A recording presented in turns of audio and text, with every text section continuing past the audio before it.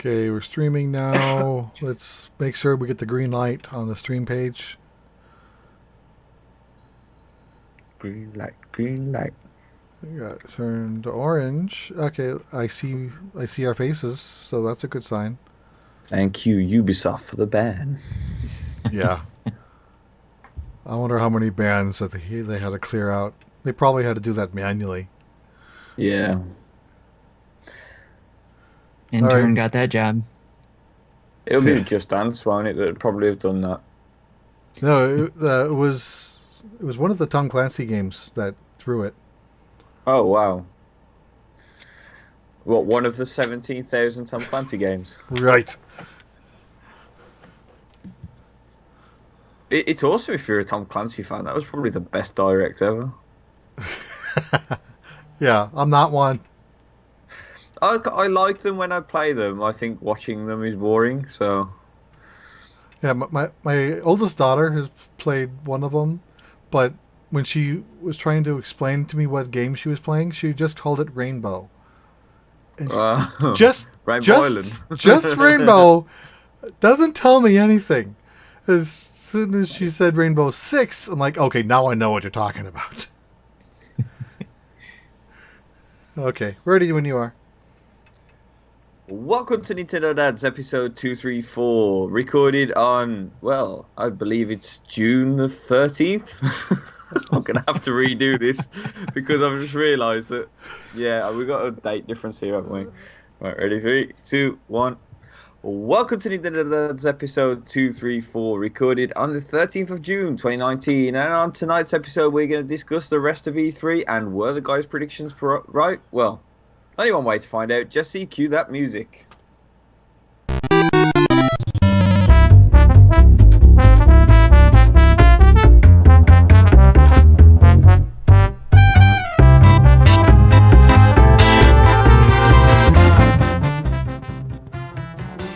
Oh, welcome to Nintendo that's you, Gary. Dads.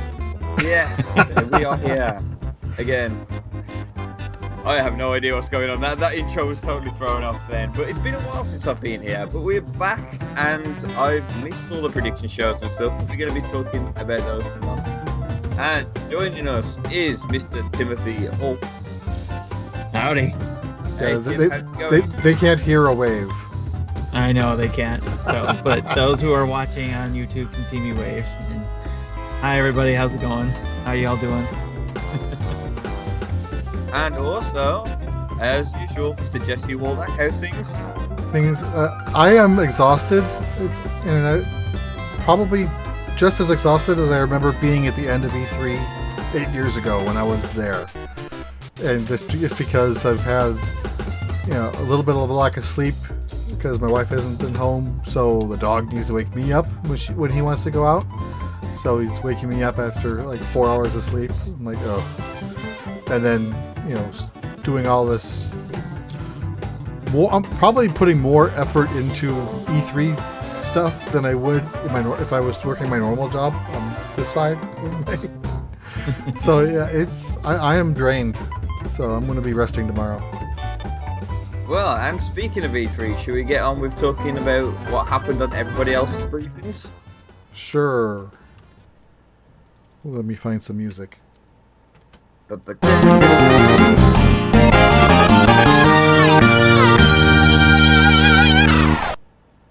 Right, so we all know what happened in the Nintendo one, and we've already had a podcast about that, and it was mind-blowingly awesome. But we started off E3 with the Microsoft event, and there was some Nintendo goodness in there. Whether they said it or not, there was a few things that came. So, Jesse, do you want to talk about Microsoft for a little while? Sure. So, as I mentioned on Tuesday, I took pretty detailed notes on every press event, all of their announcements, and then I whittled down the ones that only cared about Nintendo. So Microsoft has, I saved 3 bullets, two games, and then something that might be relevant in the future. So Minecraft Dungeons was announced from Mojang. It looks like a Diablo-ish dungeon-y crawly game using Minecraft voxel graphics. It could be played 4-player co-op. and will be releasing in the spring. Yeah, and it's interesting that they didn't actually say anything about the Switch during this, because they did with the Play Together update, was it, a couple of years back? Right. Well, Um, I'm not surprised. Everything that was confirmed for Switch was confirmed kind of after the fact by yeah, other people digging into it. They didn't specifically mention the Switch at any point during the show, and because I wouldn't have the expected them to. the reason why I'm surprised is I would expect this to be cross-play, just because of it is a bit of an in thing at the minute, and especially with Minecraft. They didn't Uh, mention anything about crossplay.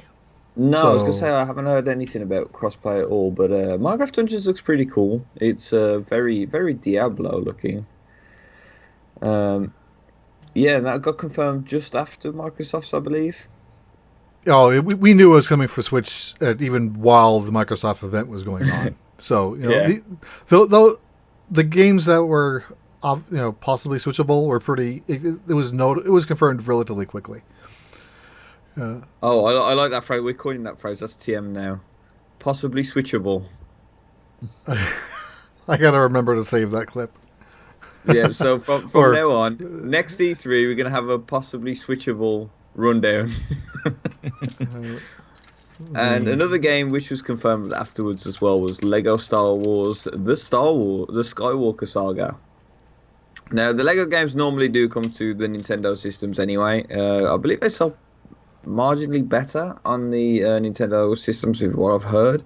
Don't know how true or not that is, but this looks pretty cool. Definitely one to play with the kids. I've seen it in your notes. It says IGN confirms that it's been announced for Nintendo Switch. That's pretty interesting that it's IGN that broke that news. Yeah, well, yeah. This one originally I said not confirmed for Switch, but highly possible, and then IGN confirmed it like 2 hours later. So that's why I gave them credit for that. So, Tim, are you a fan of the Lego games at all? Yes, yeah, this household is definitely. In fact, we bought the Force Awakens Lego game when that came out, but bought it for the PS4 so the family could play it. And we were actually looking forward to the Last Jedi version, thinking that was going to come out, but didn't see it. And this explains why. So I'm excited that it's going to be all rolled into one, and especially for my younger kids who are 14 and 11, who didn't play the first, Star Wars Lego games, say on the DS or any other systems when those came out. Yeah, I'm looking forward to getting the Skywalker Saga, when it comes out. Yeah, I Yeah, played like the early Star Wars Lego games like on the PS2 with my son when he was like 5 or 6 years old, and Yeah. he learned how to buy things, and the first thing I wanted to buy was the invincibility one for 1,000,000 bits, and he'd always buy all the other upgrades first. So of course the invincibility was the last one we got. Yeah. So I think this one might actually be my first venture into a Lego game properly. I haven't been much of a fan of them, but my daughter's the age where I think she'll actually really enjoy this. But they've always been fun family games. Yes. And one of the rumors before we were going in was that Xbox was going to bring Game Pass to the Nintendo Switch. That didn't happen. It didn't get confirmed. But Game Pass was a big part of Xbox's presentation. So do you guys actually think that there's still a chance that we'll see that at all? I think it might be something in the future, especially when xCloud gets in more closer to release and we get more information about that. I added that into the notes here because they mentioned Xbox Game Pass for PC. So someone can now buy Game Pass without owning Xbox hardware for the first time. So because of that, that opens the door that possibly other forms of hardware could be included in the future. Well, and they also had on that same list, they not only did they say Xbox Game Pass for PC, but they said Xbox Game Pass for console, which was very interesting because they just said console, not necessarily Xbox Game Pass for Xbox. It was just Xbox Game Pass for Right, console. because again, they wouldn't want to use the PlayStation word or the Switch word. Right. So they're kind of keeping it generic. So They haven't said no. That's not happening. That's the news here. Hmm. And one of the arguments I've seen online is that why would they bring all their best games basically to a rival platform? But I kind of disagree with that because the Xbox and the Switch are so far removed from each other that there is a way of still making both ecosystems work, I think. I And think so. it's quite apparent that Xbox's software department are running as a software department. I mean, we're getting Xbox games frequently now, as it seems. So I think it's still a possibility. I think it's just really is down to the business side of things, and probably more marketing than anything. Is it wise to have the Xbox, all the Xbox games, pretty much on the Switch? It's one of those things that we'll just have to wait and see. But streaming is becoming a very big part of gaming now with Stadia, xCloud's coming, stuff like that. Maybe we could see it all then. Yeah, and that Yeah. last year, the Xbox mentioned that they were buying up more studios to have more internal teams, and they announced that Double Fine has been acquired. So, they're currently working on Psychonauts 2, and they also, well, that's not coming to Switch, at least not yet. We don't know, but they said that any previous promise for other systems will still be honored, even though Hmm. Microsoft now owns them. Yeah, it's you know the rumors of Switch revision, which obviously got shut down before E3. I think if anything needs to happen, it needs better internet capabilities because if I go into any other room, I can't even watch a video on the eShop. So I think that would need to improve before we get any sort of streaming fully functional on the Switch. Well, Um, Nintendo always looks for something that's accessible for everyone, right? So I yeah, think if they do dive into that, they would want to make it something that's accessible for everybody. And I think also with all the restrictions we have here in the US, I don't know if it's the same for the UK. I know it's not the same for Japan, but the restrictions as far as how much data you use, per month has been a big topic here. So where, yes, if you could get Stadia, but you'll probably go through all your data before the month's out. So yeah, that's really not an issue here at all. Most yeah. most broadband most broadband providers are just unlimited, or at least the ones that I've looked at anyway. I know Yeah. mine for sure is unlimited fiber optic broadband, so which is all cool if you've got a PC that works well. Yes. Yeah, I Yes. know. I've got unlimited bandwidth with fiber, and I know there are some areas that do have 150, 250 gig caps. So Yeah. they're The so caps are the issue, definitely. especially if they want to go 4K streaming, because that'll suck up all the bandwidth very Yeah, fast. So maybe yeah. when 5G gets opened up here and they get rid of some of those caps. So we'll We'll see. see. A lot of people think adding 5G will have more, give them a reason to add more caps. Yeah. Because I could now I my could see that. cellular company actually, I go through Sprint, and the plan I have is unlimited data, but I have heard of other plans have unlimited data in the form of you have 10 gigs. After that, we slow you down. So they won't stop you, but you're at a crawl. So depends on who you're getting Yeah. service from. So there you go. When 5G starts, Jesse's going back to dial-up, and so Yeah, EBSIL says that Charter and AT&T in his area do have capped internet unless you go TV through them. Then it's unlimited. Okay. So bundle, It's good to know. Bundle. They always want to bundle it. and that's where they And before arm nickel and dime you. Gary, before it sounds like you're going to move on to Bethesda, I wanted to bring up, since it was brought up here in the Microsoft event, and also since we didn't bring up EA too much because they're EA and they don't bring too much to Switch anyways. Well, that they didn't have their own show. They did like They did over treehouse-ish the type of weekend. events that Yeah. I didn't pay attention to because We are getting FIFA and stuff, but this is the one I'm really excited for. It's coming Star Wars. for Star Wars game, the Yeah, Jedi Fallen because again, Order. because people can hear that. Yes. Sorry, I forgot. Yeah. I could see you guys, you can see me, but I forgot. Yes. Star Wars is what I'm looking forward to. Jedi Fallen Order. So, Yeah, it's I normally watch the majority of E3 when I can. EA is normally one I manage to catch, and my prediction every year for them was somebody will walk very slowly from one side of the stage to the other, saying that this is the most powerful game they've created, and will try and avoid all mention of the microtransactions that are hideously going to riddle its launch date. So that prediction couldn't come true this year, but I'm guessing some of those games are still going to happen.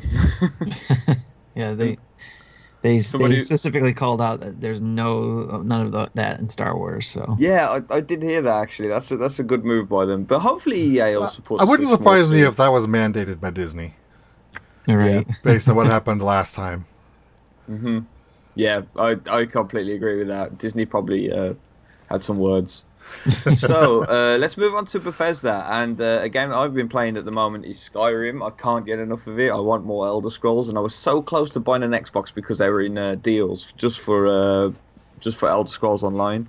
But we did hear some news of an Elder Scrolls game coming to Switch. Um, as the guy said on stage, the Switch Blades version, which which was kind of strange, but Elder Scrolls Blades. So this is actually already out on mobile, and Tim, you said you played a little bit of this. So do you want to talk about this for a second? Yeah, sure. d- I did play a little bit, and I had to stop because at the time I was thinking, I knew it was coming out for the Switch because they had mentioned it last year that it would be. So I just wanted to try it out on mobile, see what it was like, and I was interested in it. It seemed like a lighter version of Skyrim, and then I found out this year when they were talking about Elder Scrolls here at the Bethesda event that you can continue to play on the mobile device your game, and then when it comes out on the Switch, you can continue your game on the Switch, which I thought was really cool. So I haven't dove back into it yet, but it's still on my phone, and I'm going to be diving into it for sure. So they've added a few things to this version as well. It's not the same as the mobile as it is now, or at least I don't think they've upgraded the mobile version. But they've added new jobs, solo arenas, custom jewelry, which I don't know if you guys watched the Bethesda event, but there was so much cheering going on over everything, and I'm excited for other people that are excited. But custom jewelry was a one of those things where people got really excited for. Yeah, well, I didn't quite get that. it might have been in part of the pre and post show talk on Tuesday, but we got some inside baseball on that Bethesda event. Yeah. Because I made a comment on Twitter, there doesn't look like there's any journalists in here at all, and Yeah. found out they weren't there. They were in a different room doing journalism stuff, watching the event in a different room. So they were keeping the people who were hooting and hollering up in front. Oh yeah. Well, that So, makes sense to be fair. yeah. I mean, we all remember the Switch's original Japanese event, right? Yeah. Which was the complete opposite to that. They said the most exciting news, and there was silence. It was so weird. But another thing they added is a new Dragon Quest line. It says launches tonight on this, but I take it that's for the mobile update. And yeah, as we said, it was announced for Switch. The one takeaway from this announcement is I didn't see them playing with any normal buttons on the Switch. I only saw motion controls. And that's kind of got me a little bit worried because as much as I like the idea of this game coming to Switch, and I don't mind mobile games as long as they're decent ones. Um, Playing with the motion controls only in this game is a little bit terrifying. That's interesting because I just took it as it was an add-on, kind of like they did with Skyrim. Probably just Yeah, bringing over the same type of thing. So that's interesting that you took it that way. I don't know if you guys tried the motion controls on Skyrim. It I did wasn't the not. best So. examples of motion control, shall we say. But the Nintendo Switch version is coming fall 2019, and we are joined by someone else at the minute, Mr. Zach Erickson. Yeah, that you sound like garbage. Sound like garbage. That sounds Oh, better. What about now? Very That There sounds we better. go. See, you just you gotta give Skype a chance, Jesse. You gotta let it adjust to the call. I don't know. Am I sounding okay? You sound Oh, great. now. Yeah, you sound great Okay. It's been 5 years and Skype finally works. Yeah, seriously. Yeah, I don't know if I believe you that it's working. How's it going, everyone? We're all good. I'm Long good. time no. It's been a while since I Long was time no on. podcast. Yeah. Yeah, Thanks for hopping on. yeah, absolutely. I'm excited. I'm excited to. I'm excited to. No, I'm excited. No, I'm excited. You can both be to, excited. That's okay. There's not enough excitement to go around, everyone. We have to share our excitement. All right. So what we'll do is we'll quickly get through the rest of E3, and then Zach will come to you to talk about how you felt about E3. Sure, That's yeah. cool. That sounds great. Okay, so we're still on Bethesda at the minute. We've got Wolfenstein Youngblood. We'll try and fly through these a little bit now. It's got 2-player co-op, and it is confirmed for Nintendo Switch on July 26th, 2019. So are you guys looking forward to this one at all? Anybody play the other Wolfenstein? I played part of it, but it was. I feel like it had been too soon after I had played Doom, and so I was kind of like, more of this, meh. But And as you know, I don't like these type of games. Pow, pow, pow, pow, pow, pow. oh jeez. That's great. Yeah, I like. I really like the look of this. But I did buy Doom and got to the title screen and then turned it off. I never actually played the game, so I've owned that since release, but not got stuck into it. So I probably won't be buying Wolfenstein, just because I've got a hideous backlog at the minute. But speaking of Doom Eternal as well, it was already previously confirmed for Switch, but that's coming out as well. We got a date then here as November 22nd, 2019. Again, Doom seemed to be one of the port success stories, should we say. They did an incredible job of porting it over. So that more Doom. We can't go wrong there, can we? And Did he just freeze up? Oh, good. That was just him. It's like, no, I've been on this show for like 2 minutes. The internet gods. I think his laptop probably blew up again. Oh, really? Yeah, his laptop see, likes to blue screen in mid-show. Remember back in the good old days, Jesse, when that would happen to my computer just randomly? That was good times. Yeah, my computer I feel would like just it's just overheat and just shut down at mid-recording. yeah. That was. I feel like it's just a rite of passage. You just kind of got to do it. Right. All right. So we'll move on while he figures things out on his side. The Sunday night was the Devolver Digital event. That was weird. Was that that's different than limited runs, right? That's Yes. Yeah. okay. It was like their own direct. They were kind of making fun of how everybody's going with their own directs type thing. So they came up with their own by doing like what it looked like to me like a RoboCop thing where they brought this person back to life and Well, they were in her head. in her head, yeah. So it was a and virtual made her- direct. Yeah. Oh, It didn't. nice. You know, so they set up a virtual stage so she can do her presentation. Not on a real stage. It was weird. Huh. Anyway, so it was very story driven. so there was. I got 4 bullets on this one. I think Gary's back. Bullet, Is he bullet, back? yeah, I'm back. My PC died. I've lost show notes. So Okay. We're flying in the wind. I don't know what that. yeah, that's it. I Okay. feel like that rogue pilot in the World War One films. Oh, I'm down. The compass. I've got no navigation. We got no radar. We're flying blind. Open your eyes then. Okay. So I had 4 bullets from the Devolver Digital. The first one was Carrion, which looks interesting. It's they just call it a reverse horror game because you play the monster and you spook the NPCs. Cool. Yes. Yeah, it's like a big blob type thing that stretches out. It kind of reminded me of Carnage in a way from Spider-Man comics. Yeah, kind of like a tentacle blob. Yeah. And you're just going through the the rooms and the hallways and the stairs. They said it's Cool. releasing on PCs and consoles, so Switch isn't confirmed, but it's of all the other games that might be, I think this one had the best chance. Just because it used a simplified art style that It's I pixelated. would not think the Switch would have a problem with it.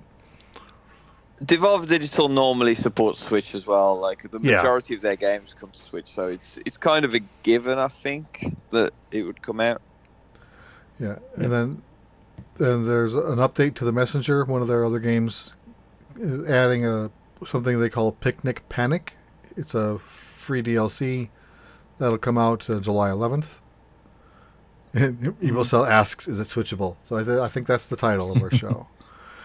I like it. My friend Pedro was touched on a little bit with a release date of June 20, which we already knew, so that's not really a big surprise. That game, Yeah. I remember like some buzz around that at the time. Like, is that something that people are looking forward to, or I am totally looking forward to that. People are, I'm not, but people Yes. are. Jesse ballet never really shooter. looks forward to anything though. Like, that's okay. The ballet shooter. Why wouldn't you want He's it? not wrong. I've actually played my friend Pedro. Yeah. I played it at EGX Res. I wasn't a big fan of it. I felt that the controls were really hard to get into, really sort of clunky. But Of course, they could have cleaned some of that up in the final build too. So Yeah, and as soon as you get into them and you know what you're doing, you can do some crazy stuff on there. Like I saw people kicking frying pans up into the air, then shooting bullets off the frying pans to get enemies that were like the other side of a barrier. So it does look cool. I'd like to give it another shot, but I don't know. It depends on the price. Yeah. It's got a Deadpool feel to it too, in a way. It seems like. let me check with the price can real see quick. that. It might be up. So actually, yeah, it was. I think I pre-ordered it, pre-purchased it. It's So. normal price is 20, but you can buy it pre-purchase for 17. Yeah, this is U.S. dollars, so going into pounds might, I don't know how that adjusts, but Mm. So, Cool. yep. And I'm excited because it's coming out on my birthday, so it's a good birthday gift. okay. There And you go. then the last bullet Myself. I wrote down because of Marty, but he's not here.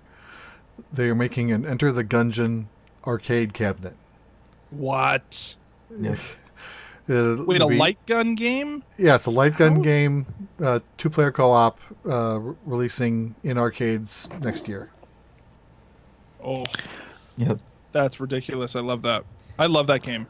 If anybody is like longtime listeners to the show, Enter the Gungeon is about the only game I played for about 6 months at one point. So Yeah, You my and little Marty brother. both. My little brother's crazy on it as well. He's put like 150 odd hours into it, and I see a bunch of people playing it, so I got it, and I'm not so much of a fan of that one. you but gotta push through and get good is the problem.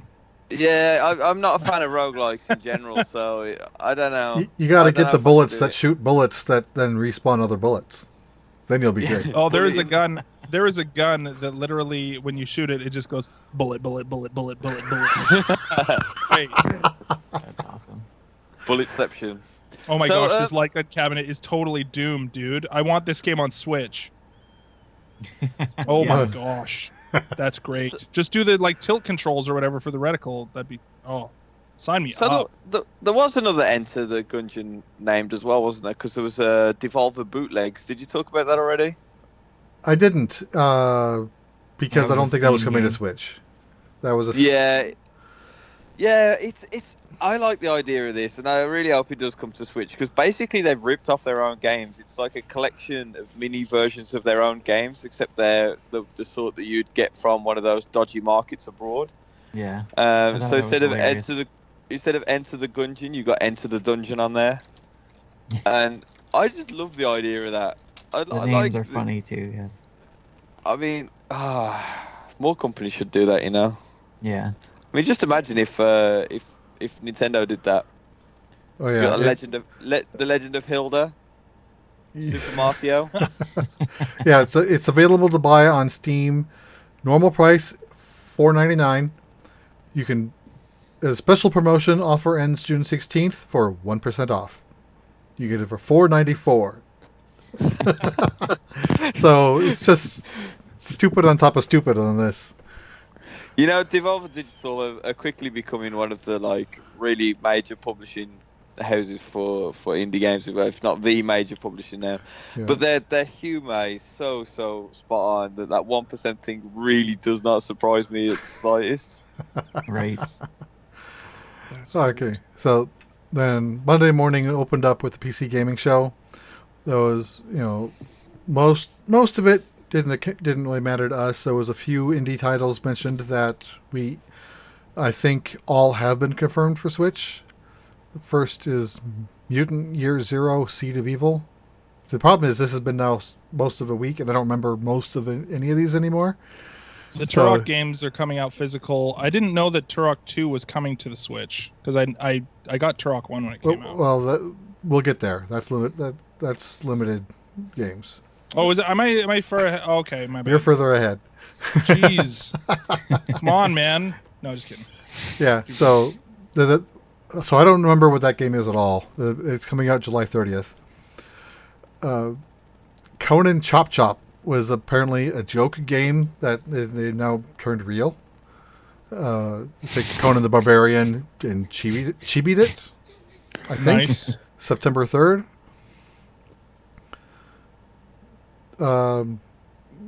Mecha Dragon, maybe, if we remember.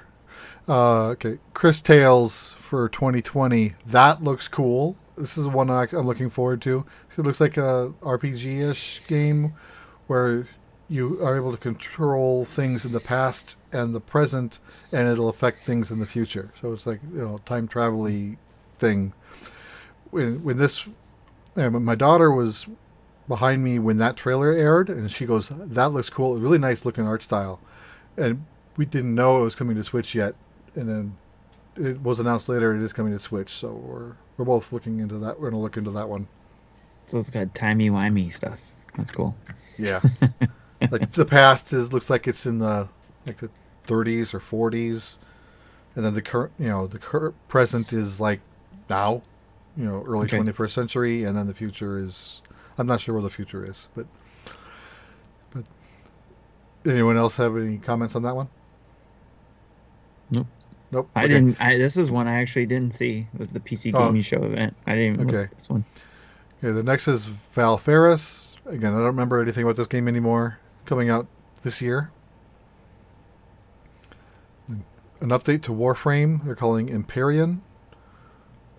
It was a minor reveal. They're going to do a full reveal on July 6th. So that's not out yet, and we don't know when it will be. And then the last What kind of a game is Warframe? I like this. I know this is maybe a question of is it? I know that it's free, and so I'm curious if I need to care about this game. Warframe on the Switch. Yeah, that was something. Actually, my son picked it up because it was free, and I watched him play it. And it's just basically third person.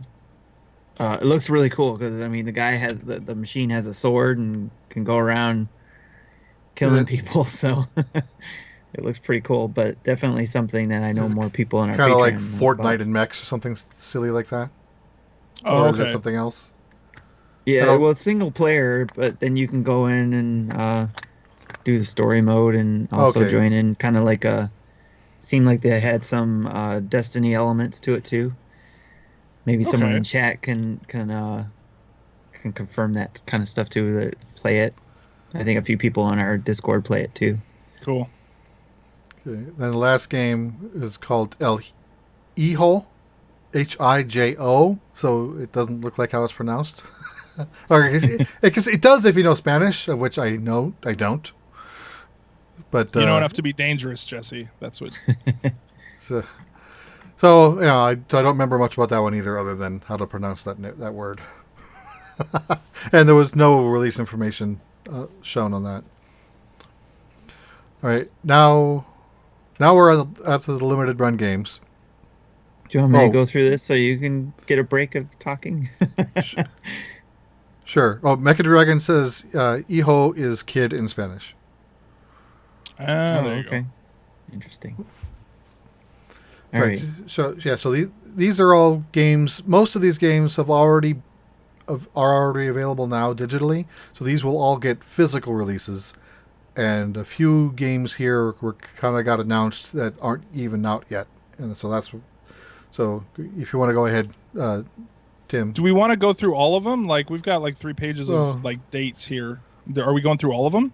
Okay. Or what do you want to like stand out? Look at the top of the page. Then I have it trimmed down to only Nintendo related stuff. Okay, cool. Yeah, I'm on page 3 of the limited run games event. Yeah, bottom of page 2, top of page 3. Okay. Yeah. So, yeah, the ones that we have listed here is Night in the Woods, which is Q4 2019. Power Rangers Battle for the Grid, available now. I imagine at their website. Yeah, everything here is they order on their website, and they do it like 2 waves of pre-orders. Like so, if they think they're going to have a run of 3,000 units, they'll go until they get like I think it's like 10 in the morning. They'll go until they get 1,500, and then they'll open it up again at like 2 or 4 in the afternoon. They said when, but I forgot when. So to give to fill up that other half, and then once they're gone, they're gone. Right. Yep. So for the collectors, definitely yes, something for those physical collectors.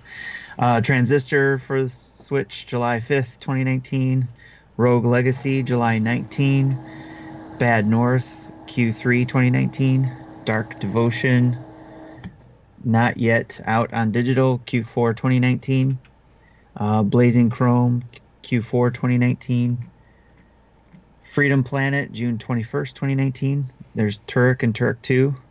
Turok is Q3 and Turok 2 is Q3. Not yet on digital yet. Yeah, a lot of people are complaining that should be, just one cart with both games on it, but it sounds like that's 2 separate releases. So if you want both, that's you had to stupid. order both. Why would they do that? Yeah, they showed 2 separate box arts side by side. Wow. Yeah, that's maybe they'll.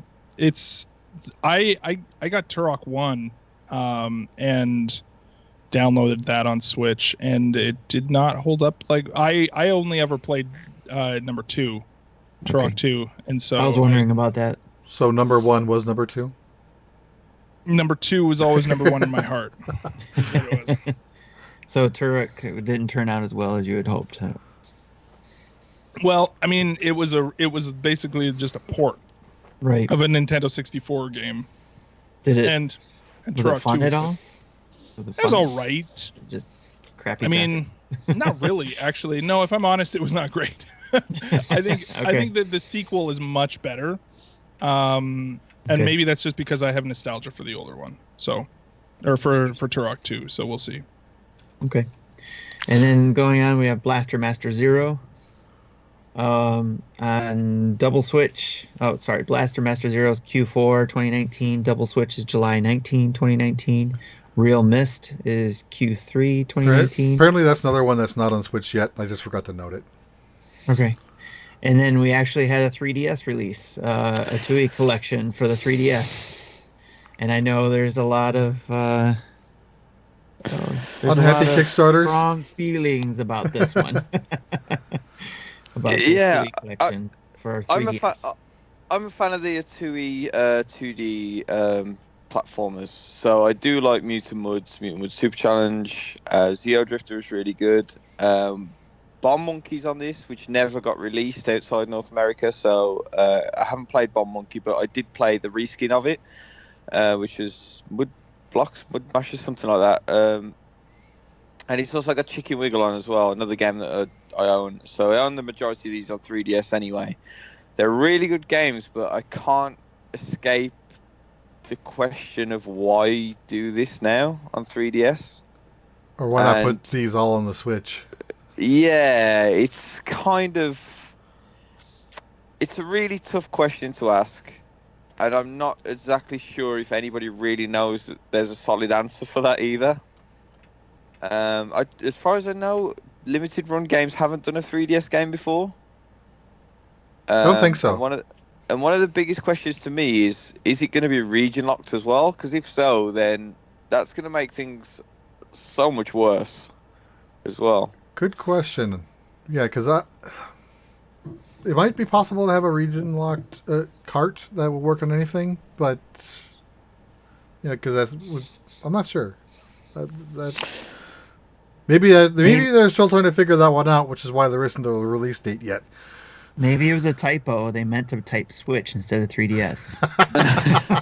And the box art was a typo too. and the presentation that Jules did from a 2E. Yes. At the end of it, he's like, was I saying 3DS the entire time? Maybe I was. I don't know. I think it's cool for the fans. As a business decision, though, I can't see any payoff to this at all. Especially when Nintendo said that Mario and Luigi, the last one they released, which one was it? Bowser's Inside Story? Was it? Yeah. The remaster? When they said that was the worst selling Mario game. Just because no one wants 3DS games anymore. It kind of seems weird for an indie dev to do a physical release. Well, after again, they're only Mario dealing with 3,000 or 5,000 units, so they'll probably move them. Yeah. But that's still a weird decision. Collectors will want it anyway, so whether that's 3,000 to 5,000 collectors that want it, we don't know. But hopefully they have a better time than what was that one game that came out, the Chicken Wiggle. Chicken Wiggle. When that came out, that was a nightmare. Time as Mario Maker. Yeah. Well, that's the thing that surprises me about this, you see, because that's on it as well. We got the Chicken Wiggle Workshop remake thing coming soon. Well, coming soon. I think it's been delayed till like the end of the year now. Just a completely baffling decision in my opinion. But I hope it works for them. I really do. It seems like a very calculated decision that. Yeah. That like it's. I can't see them making a ton of money doing it, but if it was like, well, I mean, that makes sense. This will keep us afloat until we get that other game out. Like maybe that's all it needs to be. Yep. Yeah. Well, this is the only game they mentioned that didn't have a release date. Everything else had at least a window. Mm-hmm. This releases when Mighty Number 9 finally releases on 3DS as well. Nice. So is there anything else that stands out for you guys on this list?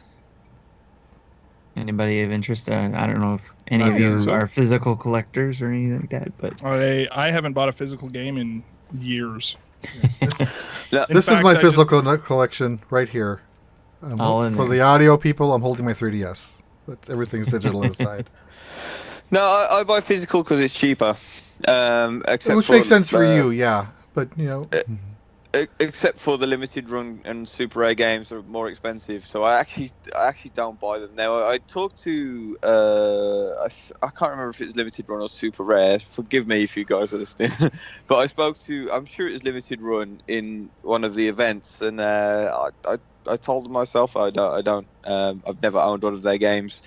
I think it's awesome. I think releasing these games physically is excellent because there is collectors out there who will buy them just to have them on the shelf. If they don't even play the cartridge, they just want the box, then that's fine. It's perfect for them. But so I didn't watch the conference for limited run, and the reason is just that is I know straight off the bat I'm not going to get anything that they're going to release just because it's more expensive than buying it digitally. Yeah, for me, it's whenever I've tried to buy something on their site, especially when they used to do it for not the pre-orders, but when you had to go on there and you had to get on there on time in order to get the limited numbers. I always missed them, so I always got burned. So I just stopped trying.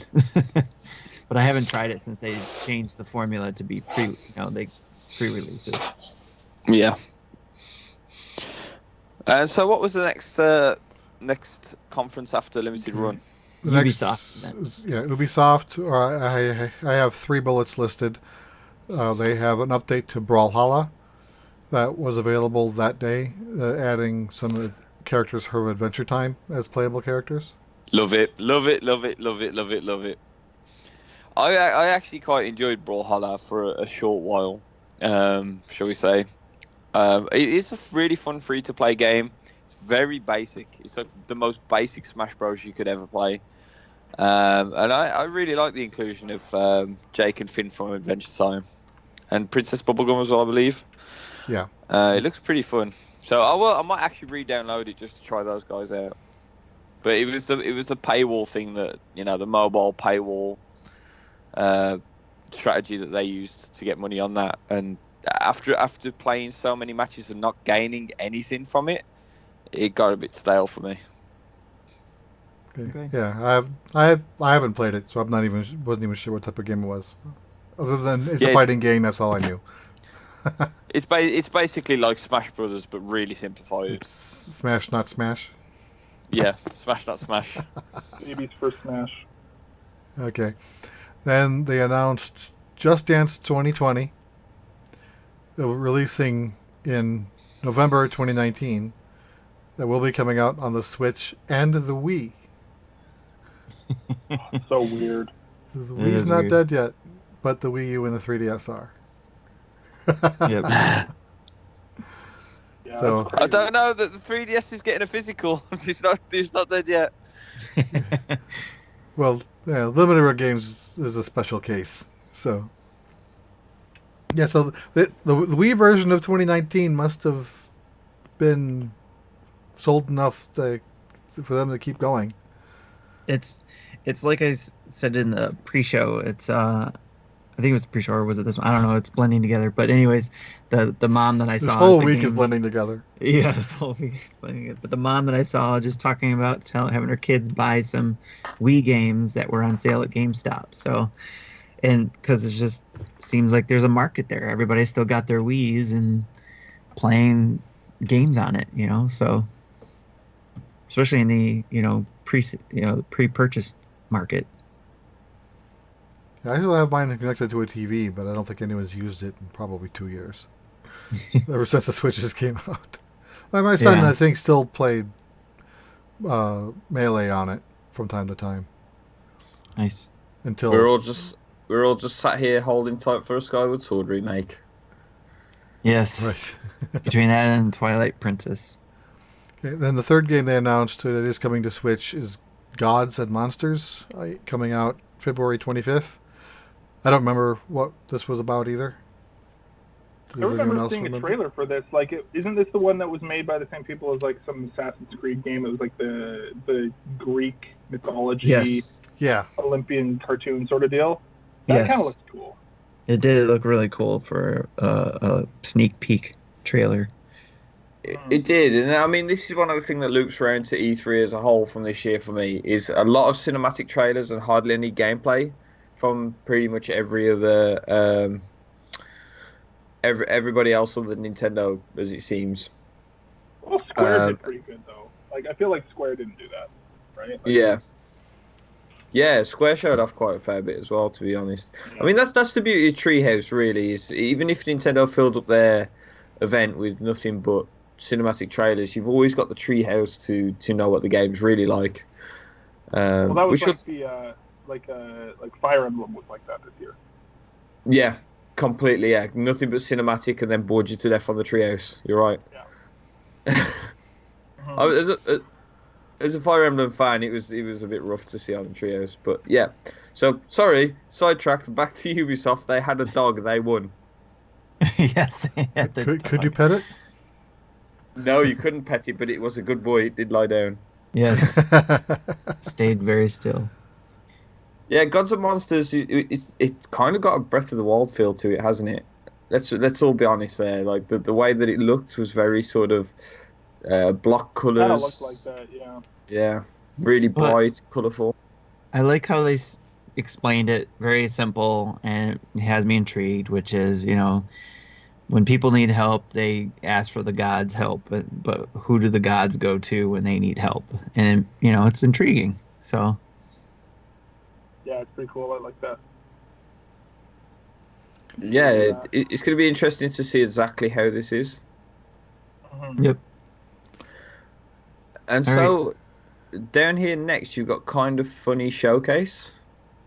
Yeah, their kind of gimmick of the show was funny. It's like they set it up like a poor man's direct, where everything was 2D models, and Yeah. they had like a fake audience Was it with an occasional one person clapping and cheering, and everyone else is a, just a stationary dummy? That's funny. I was amused, and even Yeah. the presenters on stage were 2D textures. When the camera panned off to the side, you saw that they were like there was no depth.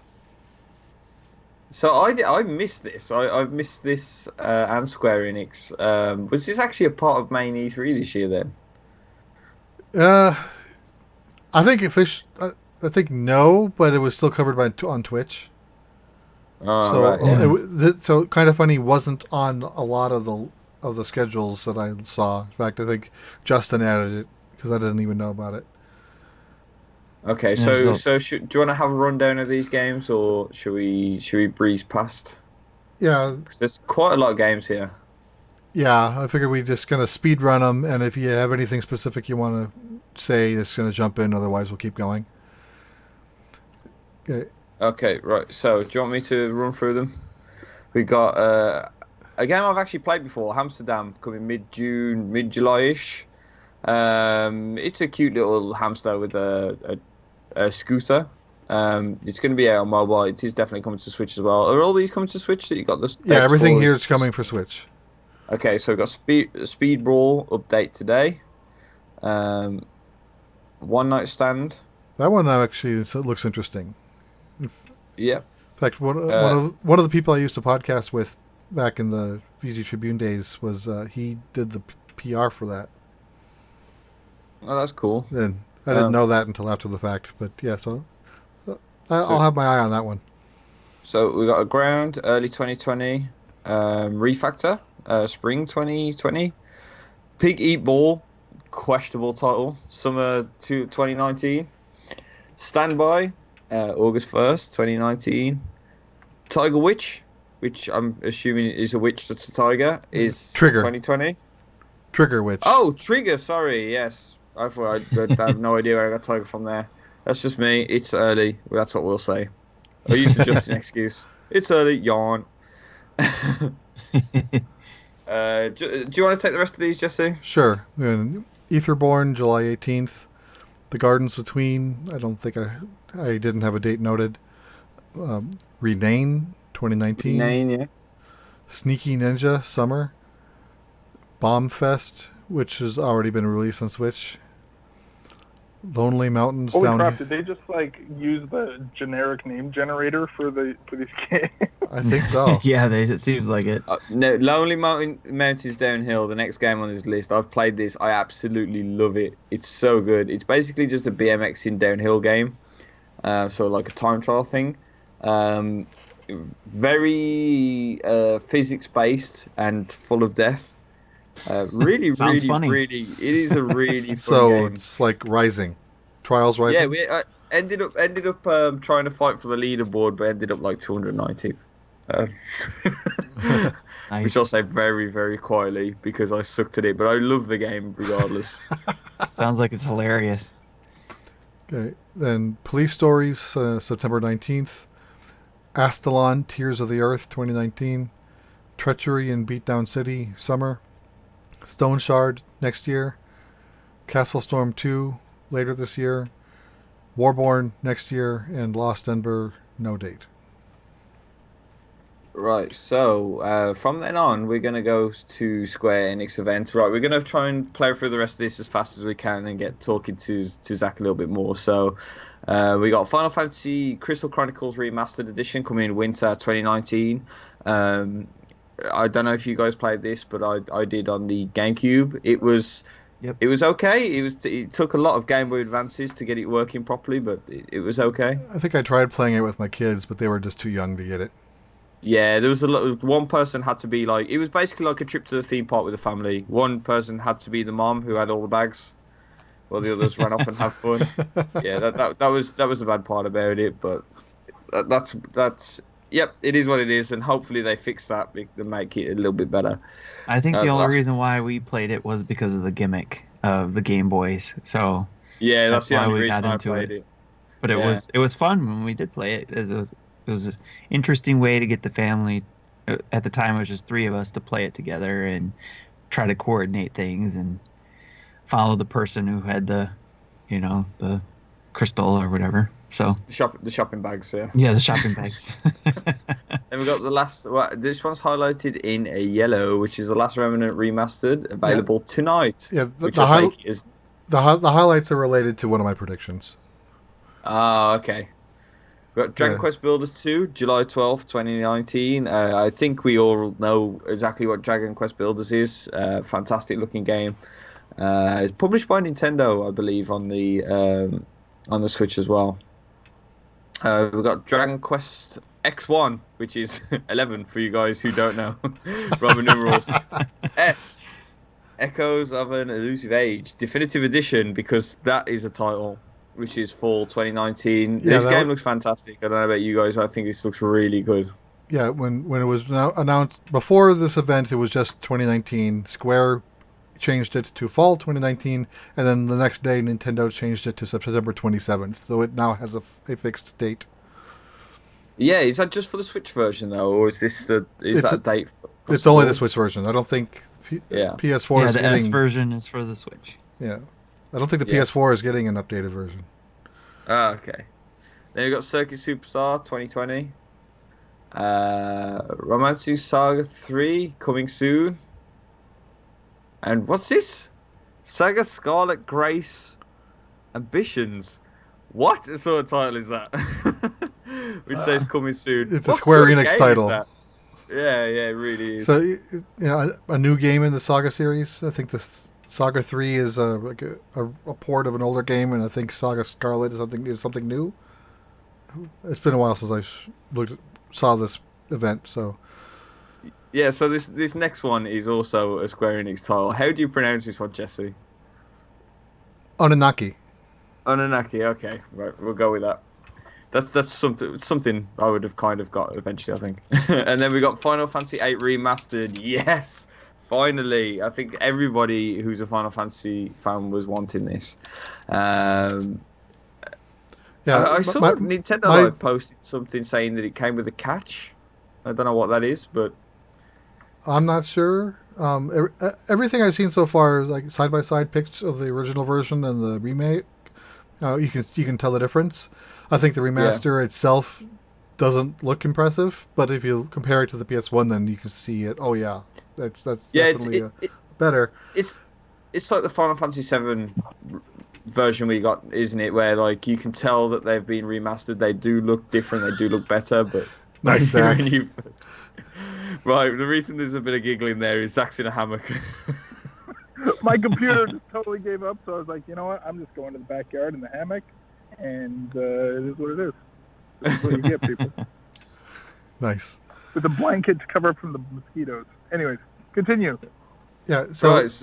you know the original theory on why that wasn't remastered anywhere was like people thought the source code was lost. So there was a lot of Twitter going around saying, looks like they found the source code. Or at least repurposed it based off of like the old PC build or something like that. Yeah, and Mole in the chat asks, I thought this was the Final Fantasy people didn't like, and I didn't like it. I didn't like the magic system. I'm laughing at Zach and Tim, and watch if you want to know. Go watch YouTube at the about near the hour mark. Yeah. So, but I know there are people who like this game, so great for them. Yeah, I'm one of them that like it. I mean, I'm hit and miss with some RPGs, and Final Fantasy is one of them as a series. There's certain games I like and ones I don't like. I didn't like 9, where most people did, but I did like 8. So I think it's just down to personal preference. I think the thing is 8 following 7 didn't have much of a chance. Let's face it, because 7 was sort of so critically acclaimed that 8 was a hard follow. But 8 did a lot of things better than 7, especially in terms of having the characters stay the same proportion throughout. That's a bonus. Yeah, and that is about it, but we'll go with that. I wanted to say one thing about that 7 remake. I know it's not coming to Switch likely, but I saw Marty, and I'm just gonna throw this out, and then Marty can fight me later. I actually really like the I really like the combat shape. Yeah, Like- I'm with you on that one. I like the way the combat looks. Like, it's not like they're going and getting rid of the original, you know, and like the original can stand for itself. But if they're going to do this and remake it, making the combat more exciting, I think is cool. Like, it looked like like it's all of the original stuff plus they made it exciting. Like I've been playing the original on Switch too, and I'm glad it has that ×3 mode for combat. Oh, yeah. Like, that gets a little bit slow, so I'm looking forward to it. I think that was cool. Yeah, I'm the same as you. I've been playing the Final Fantasy VII on the Switch, and the ×3 thing is an absolute godsend. You can play through the most boring parts, especially this one part in Midgar where you had to climb up this giant sort of pole to get to the top of it. And I can't imagine how painfully slow that was without the ×3, because it was painfully slow with ×3. Yeah, absolutely. I bet it was 3 times slower. I think it was. But it around felt there. 5 times slower. Yeah. 5 times as excruciating. So it'd be interesting to see if they add much of that stuff to Final Fantasy VIII as well, won't it? Mhm. So Yeah, I think that seems like a pretty standard sort of overlay for the game. So moving on, Okay. I tell you what, the E3 is a lot bigger than you think, isn't it? When you look back at it. Yeah, so We've that got was the- that was the last of the events, and then the next day was Nintendo's event Tuesday morning, and we talked quite a bit about that on Tuesday. But we didn't get your opinions. We don't have Zach's opinions on anything that yet. Mhm. And I No, definitely I want to hear mean, about those.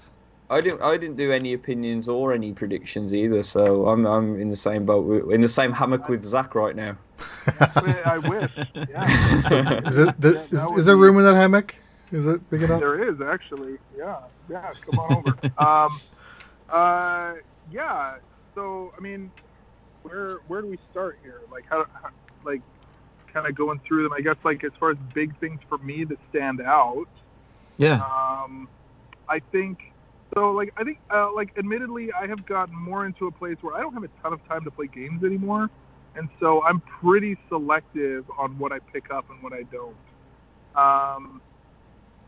And so like I feel like games for me that stand out that I'm really excited for. I actually just picked up today. I picked up Cadence of Hyrule, which is really good. I'm really looking forward to that. Games that stick out, yeah, like Animal Crossing is a big one. I am a huge Marvel fan, if people don't know that, and so Ultimate Alliance 3 looks really fun. I'm really looking forward to picking that up. I think that they are nailing the art style more than anything, and their roster is really good for who they've picked for the game. That is going to be a day one for me for sure. I played the original, so like that, because that game for me, my history with that game literally goes back to X-Men Legends on the GameCube, which was the original sort of game in that series. Like there was X-Men Legends 1 and 2, then Ultimate Alliance 1 and 2, like, and so that was like a long time ago. So I remember being on a road trip, like right like the summer or like the year, a few months after I graduated high school, which was like what 16 years ago now. And we literally had like a little, probably like 15-inch tube TV plugged in between the driver's seats, and me and my buddy drove played it for like 12 hours, and the guy who was sitting in front basically was complaining of having radiation sickness from the TV. I don't even think that's a thing, but that's so like I'm really excited for that game. I'm really excited for Ultimate Alliance 3. Same here. I used one of my vouchers for that one. Yeah, I'm probably getting the voucher soon here. The vouchers that I'm going to be using that. What else was there? I'm blanking because I'm on my phone, and so I don't have notes or anything. Well, once you go through everything that's off the top of your head, and we'll give Gary a chance, and I can kind of quickly shoot through the bullet list, and then if you have anything else you wanted to say, oh yeah, I want to talk about that, then we can bring it up. Yeah. So Animal Crossing looks good. I'm looking forward to that. I'm a little bit nervous about that game because there's this line that they tend to ride where it's like making things too easy or too convenient, that I feel like New Leaf was really good at making you wait to play the next day, and like spreading the progression in that game for a long time. And it doesn't look like it's going, like things like Happy Home Designer or Pocket Camp. I feel like it let me sit and play for too long in a single sitting, and it didn't tell me to stop. Right? Which sounds like a total addict thing to say, but like, you know what I mean with that game, where you could only Maybe you should see someone about that. Oh yeah, I think I might know somebody. So I think that's my concern with that game. Like if you make it too easy on the player, then it's kind of, it loses the fun. And when I say easy, I just mean like, yeah, but you have to pace yourself, and that's what that game is. So I'm looking forward to it, though. It looks good. The Luigi's Mansion, I wish I cared more about, honestly. Like, I just have a hard time caring about that. Like, it's just not really it's not my jam. My excitement is like a 7 out of 10, and with the amount of time I have to play games, I only have room for 8 or higher. So, Makes sense. what else? Your currency is time for your games right now, so. Yeah. I guess the other ones would be like Smash reveals were cool. I think both of those were cool. I don't have really a love for either of those characters, and but I know that there are fans out there that other people are excited, and so I think they're good choices. I think Wolverine should be in there or something. That'd be awesome. Yeah, right. What else? I mean, come on, Smash, or the Breath of the Wild reveal, the Breath of the Wild sequel is looking great. Yeah, I don't know. Like, Gary, what about for you, man? Like, I don't want to take all of them. I honestly feel like just there was so much good stuff in there that I was like, this is a wealth of things to choose from. It's more a question of which one am I going to pick instead of is there something here. Right. Yeah, I think my most exciting ones are actually they're not so much on other people's radars. I think they are on people's radars, but not the talk of the show, so to speak. I was pleasantly surprised by Dark Crystal, which is something that nobody is saying. Really, of all of those, I kind of looked at that and I was like, why is this even in here? Oh, you see, Dark Crystal was Maybe a I just child. don't get it. Yeah, I mean, it's not very often that I play on nostalgia very much, but Dark Crystal was a childhood film for me, and it was something that it was one of those films that I always loved and saw that there was no future for, and there was nothing ever going to come out ever again. Then all of a sudden, Netflix picked it up. I have the backwards nostalgia. It's a movie I hated. Oh, okay, Jesse. My brother was a big fan of it, and I'm like, ew, get that away from me. We're going to have fisticuffs on the car park in 5 minutes, Jesse. Me and you brawling it out. So good. So yeah, I loved the fact that they had the one of the puppets presenting the trailer for that. The game itself, okay, it doesn't look the greatest, but I am a fan of strategy games, so I'll probably enjoy it either which way. Super Lucky's Tale, a game that didn't get reviewed too well from a Microsoft exclusive, but I played it. I played probably about an hour of it, and I enjoyed it. I quite like the laid-back platformer kind of thing. The biggest problem with that was camera. Apparently, that's been fixed. So Super Lucky's Tale is one I'm looking forward to. Did you watch both of those games you just talked about? Did you watch the Treehouse? I did not. I tend touch not on to those watch. more. Apparently, one of them, they had a problem with the games. They had to reset it. And when they were on the main menu screen, the icon showed... What was the name of that game again? Super what? Super Lucky's Tale. It was Super Duper Lucky's Tale. Yeah, it was... So that they got noticed. Outage there, didn't they? Yeah, they had a power outage in one of the games, so it crashed everything. That's like the moment where you like see behind the curtain, man. That's exciting. That's the best part. Yeah. So Super Lucky's Tale was one. Daemon X Machina, I really enjoyed the demo of that. Yeah, that one looks... I need to watch the footage of that because I played the demo. Yeah, that one was good. Yeah, I mean, I did the feedback form afterwards, and one of my complaints was that you couldn't find the enemies very well, and they've addressed that. They've addressed the map issues and stuff. So that's really looking forward to that. And Astral Chain, what a surprise! That game looks so good. I Who like did Platinum Daemon games. X Machina? Who developed that? Oh, That's not a shoot. I'm blanking. I'm looking no, it up. it's not Platinum. Astral Chain was Platinum's game. Yeah, no, the Xenoblade Monolith. No, It's not Monolith. No, it's not Oh, Monolith. Marvelous. Marvelous, that's it, yeah. Marvelous were doing another game that I like the look of, but I can't remember what it was as well. But yeah, both of those games look fantastic. I'm looking forward to Fire Emblem, except I don't think what anybody saw from the direct would have got anyone excited. Yeah. Largely That- because I watched some of the footage on that, man, like on the Treehouse, and I don't know if I'm excited or not anymore. Like the like when we lose the 8-bit sprites on that game, yeah, it was surprising how much you lose on that, like the charm. Which Yeah, game is this they are- again? I missed it. Fire Emblem. Okay.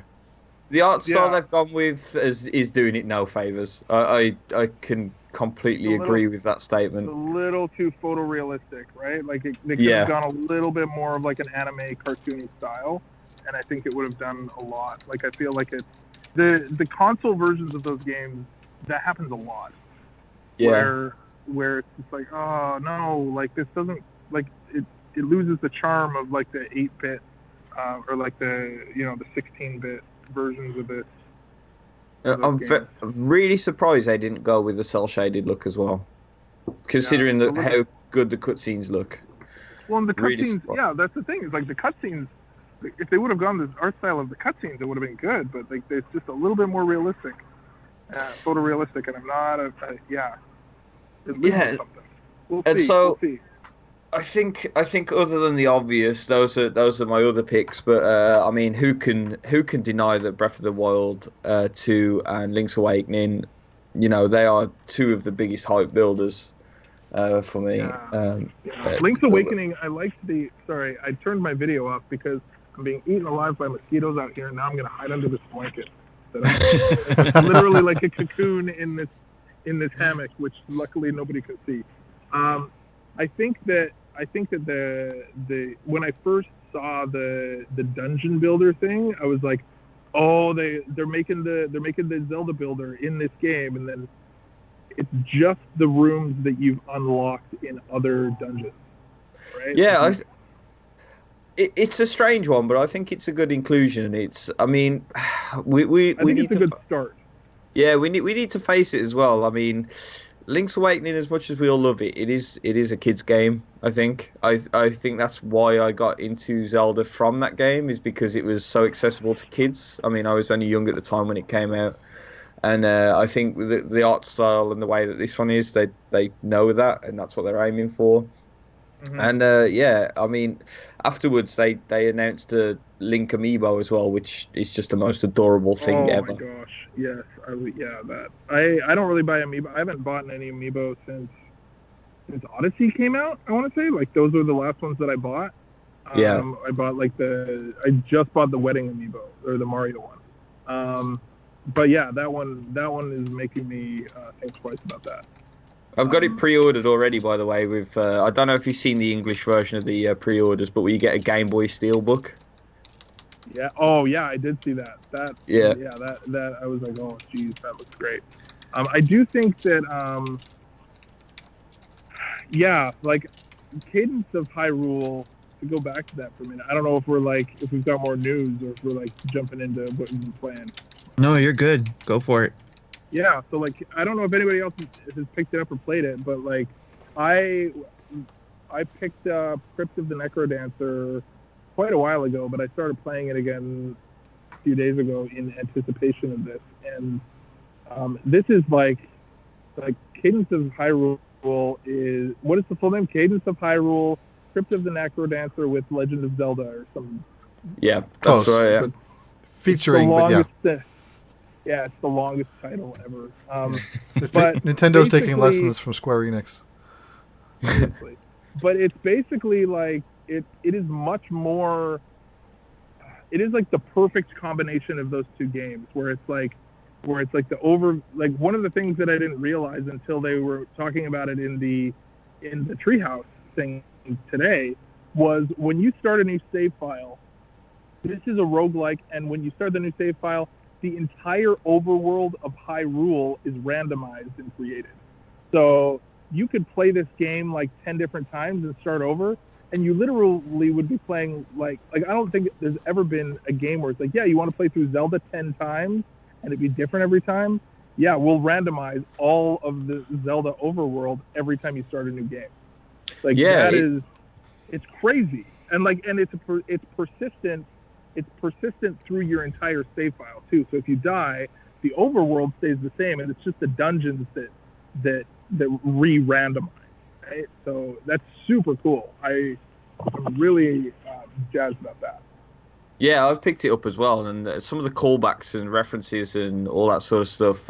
If you're a long-time Zelda fan, you've played the majority of the games, you're gonna get some goosebumps at times. Yeah, there's even some of the music, and I didn't play it for very long, but I've even caught music. Like they have some like Crypt of the Necrodancer music, but they're pulling music not just from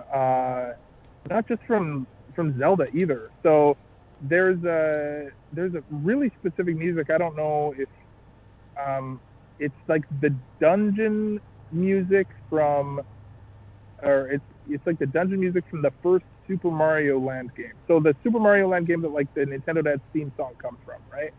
Right, like the original 1-1 for Super Mario Land on the Game Boy. I think it's like World that one is World 1-1. If you go to, I think it's World 1-3, which is like the underground.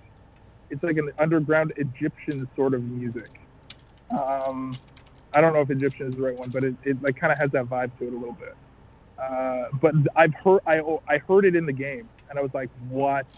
Like from this Super Mario Land game, and it's great. Like I'm really liking it. It's really fun. This? That's it. Yes. That's the one. Nice. Absolutely. Yeah. So I've heard that in there already, and like they're making some deep cuts, which is great.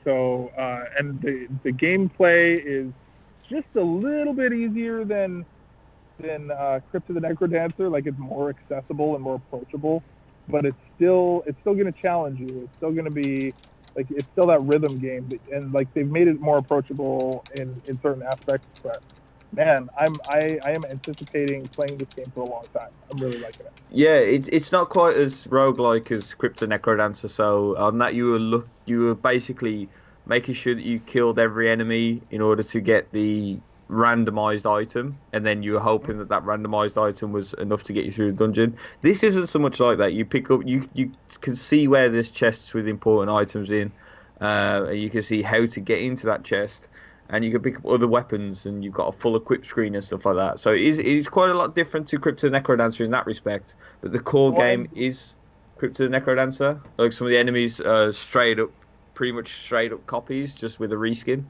Yep.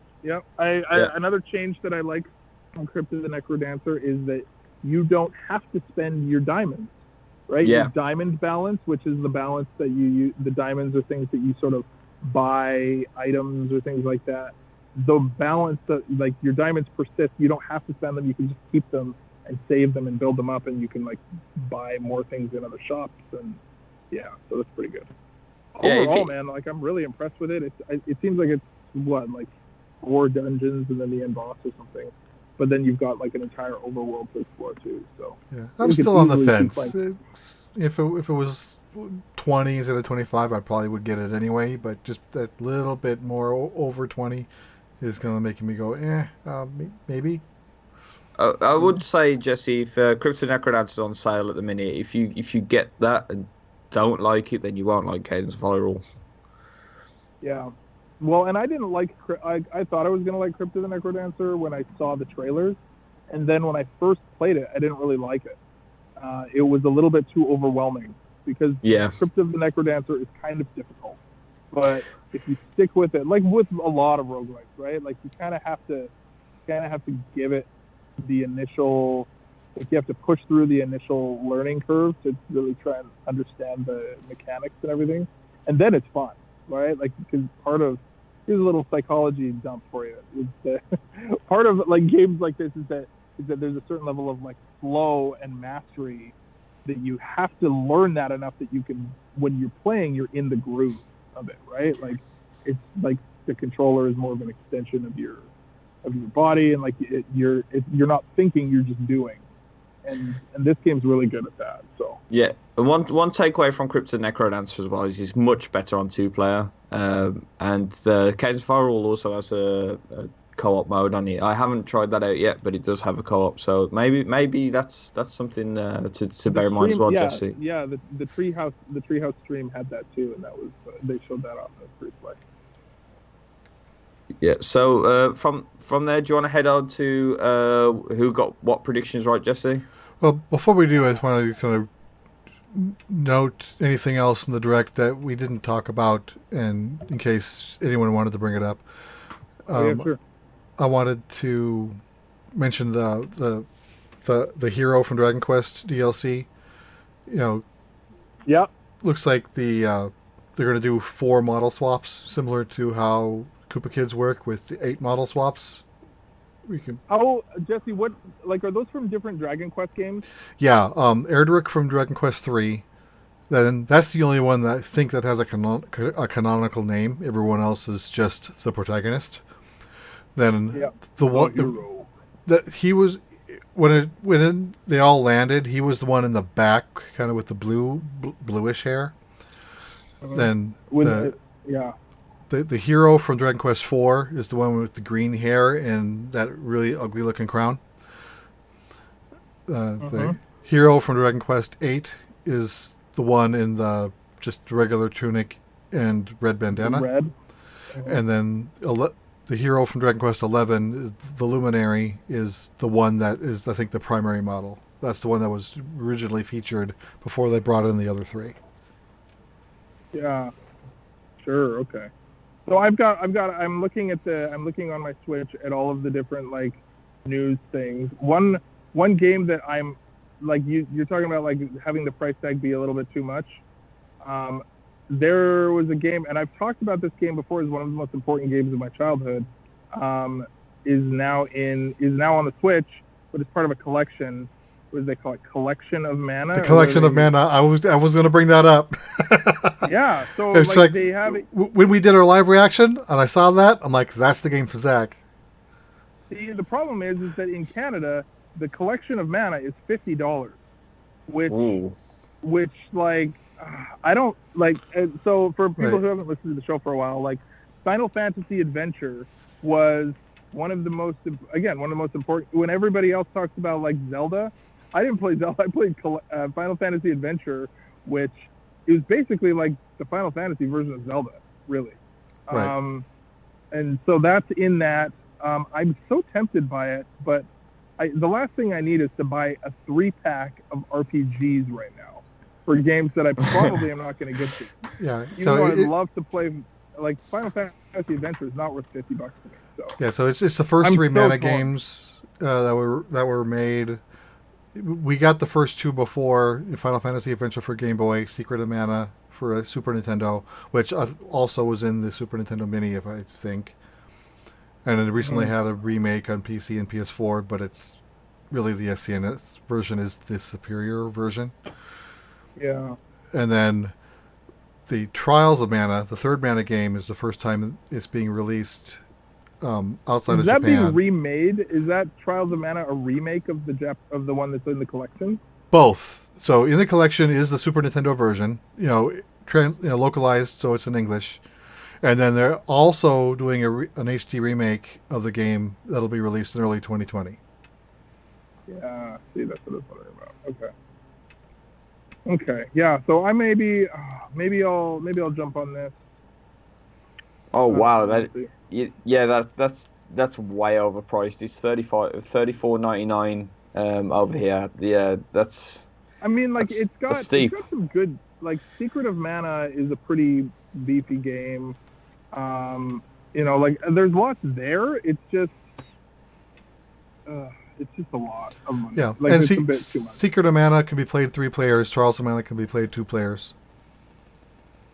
Yeah, so like I would be like, there's stuff about that is appealing. It's just maybe it's a wait till it's on sale kind of deal, right? Yeah, Yeah, I think so. I picked it up and tried playing it, and the first time I died before I found out how to save it, so I had to start all over, including going back to my punching my name in again. Are you talking Final Fantasy Adventure? Yes. Yeah. See, And that then- game. It's yeah. Anyway, continue. Then I did. So once I landed from the waterfall at the very start, I did find out by accident how to save it, and then I got to level 3 and died, and so I went back to my save point at level 1, and I didn't save it because everything looks like it's relatively safe, but the hitboxes are all wonky, so I'm getting hit Yeah. when I don't think I should be. And- Yeah, it's weird. It's kind of weird and glitchy that way. And Where when I'm it's in- like a little bit of like a little weird. Yeah, when I'm in towns, I just bumping into a person will start its dialogue, and when a person is blocking the exit of the house, it's really frustrating. No, I don't want to talk yeah, to you you anymore. Go away. Totally.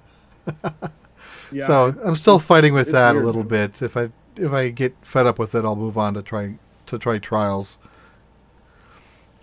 So, one of the games, that I was excited for, which I completely brushed past, was The Witcher 3. Yeah, that was the next thing I was going to bring up. There was a lot of talk about how they got all the DLC and everything on the one cartridge, and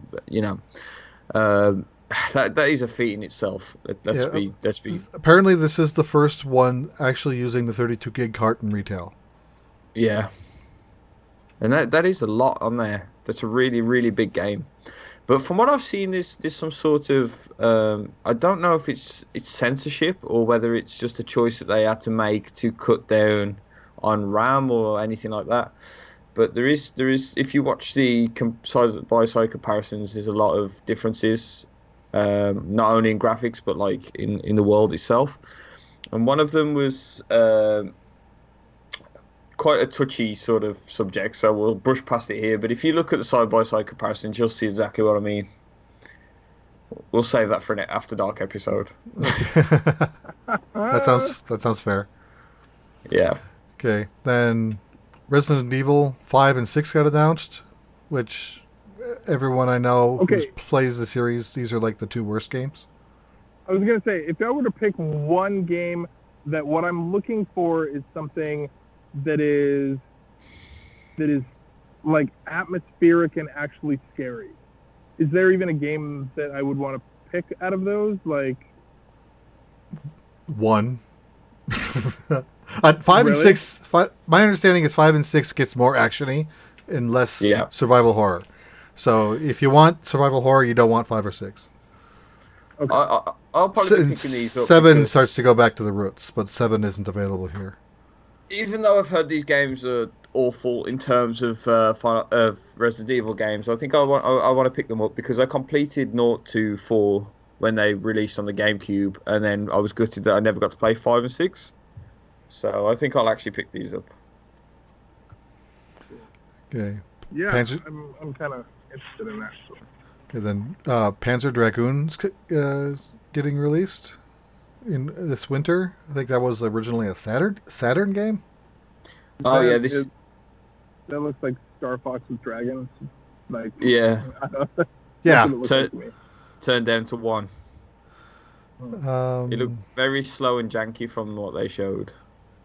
As part of the game montage, Ni no Kuni is getting a Switch release.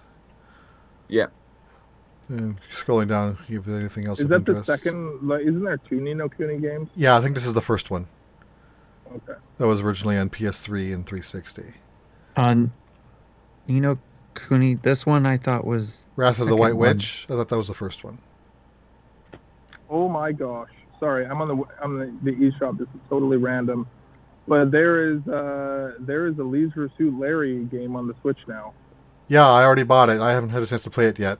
Leisure Suit Larry, Wet Dreams Don't Dry. See, I wasn't going to say that on the show, but yeah. I mean, like, if you know, wow, all right. It's there on you the go. eShop. It's safe. The name's on the Yeah, eShop. It's safe. I mean, whatever, man. Like, you never had a dream where you're swimming? I don't know what you're talking about. It's like that's like the worst, right? Where you have the dream where you're swimming and then you end up, don't pee in the pool, because if you pee in the pool, you pee in real life. Yeah. Terrible. So don't do Welcome. Reminds me of one of my favorite signs, swimming pool signs. It says, "Welcome to our ool. There is no pee in it. Keep it that way." Oh, I love it. I like it. love it. Love it. Love it. Okay, Wow.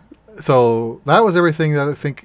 Everything else has got touched on or really so Oh, yeah, insignificant. Dragon Quest. Did we talk about Dragon Quest Builders? That's the other one that I'm like. I think we touched on it, but if you have something you want to say, go ahead. No, it's just I didn't play the first one. I played the demo. It looked fun. I wish I cared, I guess. Like, again, it's a 7 out of 10, and I don't have time for 7 out of 10s in my life. That's fair. So That's fair. Yeah. Okay. Alien Isolation also got announced, which was something that I wanted to pick up and play. And apparently they're bringing some Switch features across with that. is that a good horror game? Like, that yeah, looks like apparently it's a really good horror game. also another horror game coming out that it's like, it is such predictable schlock, but I played it on PC. Slender the Arrival comes out next week. Oh, please tell me it's good, because I like the look of the. I played the free mobile game and I loved it, even though it was very short.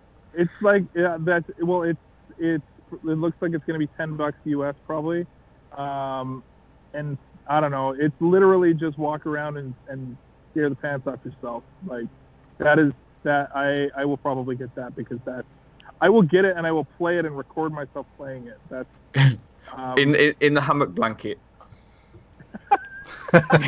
yes, in my hammock cocoon here, protecting myself from these mosquitoes that are way bigger than they have any right to be at this time of year. But did you guys talk about the? Hang on, did you guys talk about the Pokemon controversy yet? Which one? What? As this, No, you which didn't. one? No. The Pokemon, We talk about controversy where. they're the one where they're not putting all of the Pokemon in the Pokemon game. And Yeah. you bring your Pokemon in. You guys Yeah. talk about that yet? We haven't talked about that yet. So my understanding of this is that they are not able to model all 850-ish Well, by because the we time don't this yet game know. is there, it's going to be like 1,000 Pokemon probably, right? Well, right now we're up to like 805 or so. I think we'll be around 850 at the end of it, maybe more. So they're not going to be able to. They're not modeling all 850. They're only modeling what will be available in the Galar region.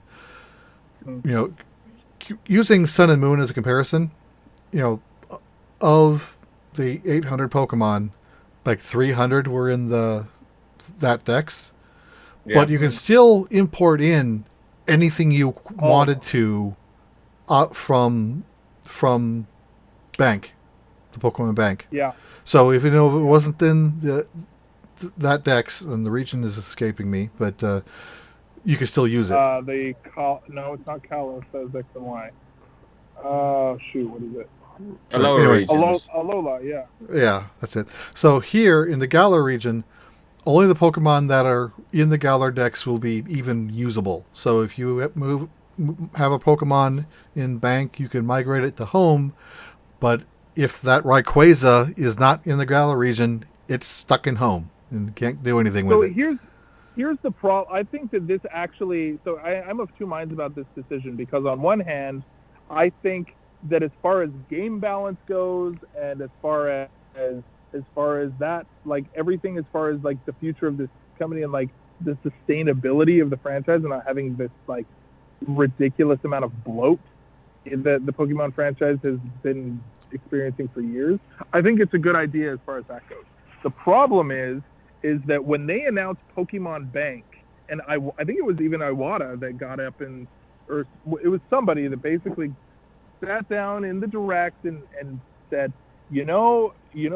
I've had this same Charizard that I had in my original Pokemon Blue game, and I've transferred it from game to game, from system to system, and you can have this, and you can pass this Pokemon on to your grandchildren, right? And all of a sudden, what we now have is that we took them on their word, and we're like, okay, cool, like I'm gonna be able to do that, and now right now, like I have a bunch of Pokemon sitting in Pokemon Bank, and the idea of then transferring things from Pokemon Bank into Pokemon Home, which is the new system that they're going to be releasing, right, or whatever, that they then will have. I can transfer them all over, but some of them essentially will be in purgatory once they're transferred to home, and you can't transfer them back to your 3DS once they're transferred to home. So Yeah, the only thing you can do with it is trade with other people, from home to trade home. with other people. But why trade them if you can't use them, right? So they're literally sitting there. So hopefully Pokemon Home has I don't know, like some sort of Pokemon Ranch feature maybe, or like especially for like my son, for example, he's been playing Pokemon Ultra Moon, where the end part of that game is I can't remember what the mechanic is, but basically you travel through wormholes and catch all the legendary Pokemon. Yeah, I remember my son would cycle through them and catch all and wait and keep catching them until he got the shiny, and then he'd move on to the next. And so then for him to be basically now be like, we were watching it together. We were watching the Treehouse, and as soon as he said this, and he's like 8 years old, right? But we're sitting there watching it together. And they say, yeah, you won't be able to transfer things from your old games unless it's part of the Galar Pokedex. And he's like, what? That's stupid. and I was like, yeah, that kind of is stupid, right? Like he won't be able to use like Solgaleo, for example. Can you guys hear that helicopter just flying right over? Yeah, I hear it. So what I'm hoping that they do is, sure, I'm okay with you only doing 200 or 300 at launch. Fine, because we're not. Supposedly, you're not able to. Now I'm reconnected. Anyway, but I'd like, I'm hoping that they still continue to work on the models. So everybody just like it was much more of a global sweeping sort of statement of this is the new norm in the games. Everybody and so, but I agree. I think that. And I think part of it is that they're trying to think about competitive battling, and balancing 900 Pokemon is crazy, but balancing 300, well, we could do that. So maybe they need to just think about seasons of competitive play. If that's where they're wanting to go, then I hope that they are able to rotate in which Pokemon from the national dex is usable in future games. So eventually, hopefully, you'll be able to get a chance to use that Charizard again. Of course, Charizard's going to be in the game. We already know that. But other Pokemon, like my example of Rayquaza, I highly doubt that's going to be in the game. Here's what I think they need to do if this is what they're going to do. They need to bring back Pokemon Stadium. This needs to be that's fine if that's how you want to balance individual games, if that's how you want to do it, but give people the ability to play with their whole collection in some way, even if it's local. I'm not sure what's going on with that. Yeah, I think I'm still recording, but so I don't know if it's just affected YouTube or I'm not sure. But so one of my takeaway of it, or to stick with that 150 until you finish the game. And I think it was a much better experience. It forced you to play as new Pokemon instead of importing the Pokemon that you like the most and then only sticking with those. And this is why I don't like the mixed new Pokedex, because they will sprinkle in fan favorites. So you will stick with the regular Pikachu that you'd catch, or the regular Charizard that you'd have, or Mimikyu. I'm sure that'll be in there. Yeah, I like the restrictions of not letting you have exactly what you want.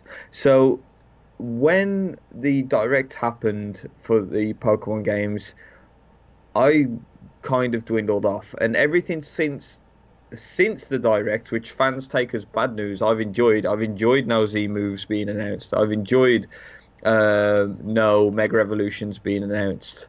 And I'm enjoying the fact that now you can't just bring in your entire team from every other game and you have to use what's in this region. I enjoy that as well. And the reason is because of the balancing issues. And I still don't believe that this game will be balanced in the slightest, but it's got a better chance than all the other games now. Yeah. And I'm Well, not and I think surprised that- about. Go ahead. I was just going to say too that the other thing that this does is that by the time Ultra Sun and Ultra Moon came out, the games were like, and even Sun and Moon, like they were approachable as far as like on the surface, right? Like people were wanting to come back to these games, but then they were coming back and they were like, oh, what the hell? Like, what is this? What is all of this? Like, this is the most complicated, convoluted. It's crazy how complicated the game has become, and like that is not approachable in the least. And so they really need to they needed to simplify it at some point so that people could actually not feel insanely overwhelmed when they get into the game. And so I think that I think it's good. Like you said, can you imagine if all of a sudden, like, all right, now make sure that you bring in like Mega Stones and also like a Z Ring, and like let's make sure that, oh, by the way, you can now do Dynamaxing, and then of course there's these weird rumors of like Gigamaxing or whatever. Like it's craziness. So they needed to simplify it, and I think it's a good idea. Right. So, Gary, if you have to bug out, go ahead. That's fine, because we'll be talking about predictions next, and I know you didn't have any. I'm actually Yeah. going to run pretty quick too here, but Okay. I've got work in the morning, but yeah. Yeah. So before we go there, I wanted to say I'm not surprised that there's no Mega Evolutions, because again, if they don't have the time to model 850 Pokemon, they won't have the time to model more models, because the Mega Forms are different models. Yeah, and Yeah. there was a Nintendo Voice Chat poll in the Facebook in the Nintendo Voice Chat forums page on Facebook. I think that's how that's explained.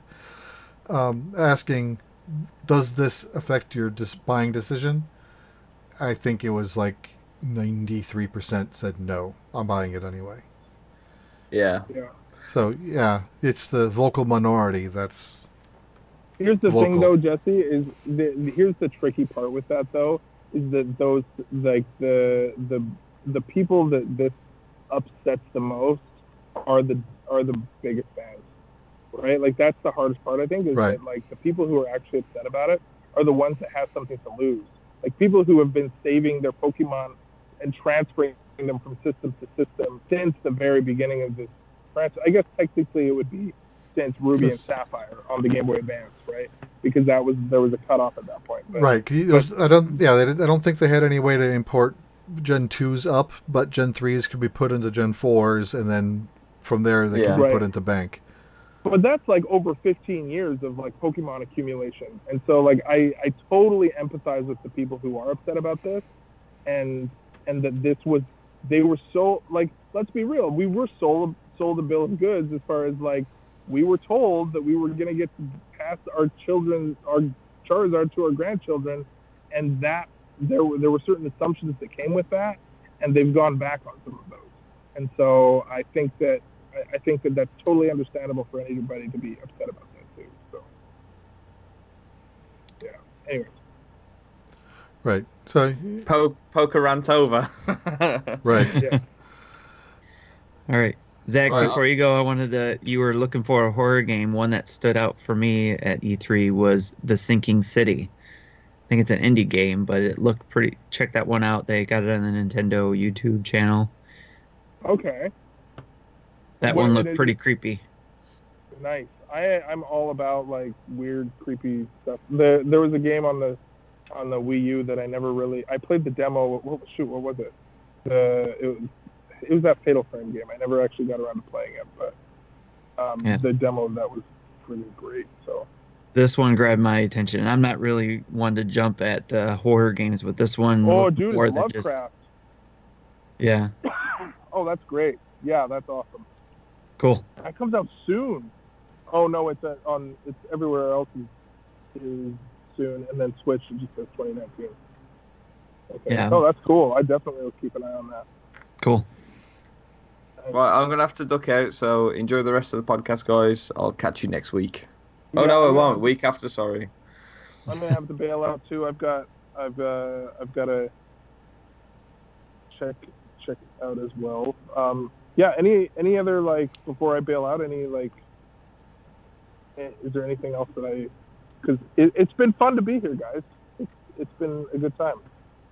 It was awesome that you came on. I'm sure there's a lot of Nintendo Dad fans who are thrilled that you showed. Yeah, I need to make more. Guest appearances. I just need to do this more often. It feels good to be back. It's nice to. I don't have enough of this in my life. So, thanks everybody for indulging me while I've been here. So, right on. Right. Yeah. All right, guys. Yeah, hopefully catch you soon, Zach. Yeah. See you in a bit. Thanks. All right. Take care. Right. Thanks. So quickly before you guys go on to your predictions, my predictions this year before E3 was really hard to think of, and that's why I never did any predictions. I couldn't honestly think of anything. I was like, Nintendo's at a place right now. I don't know what they could possibly do.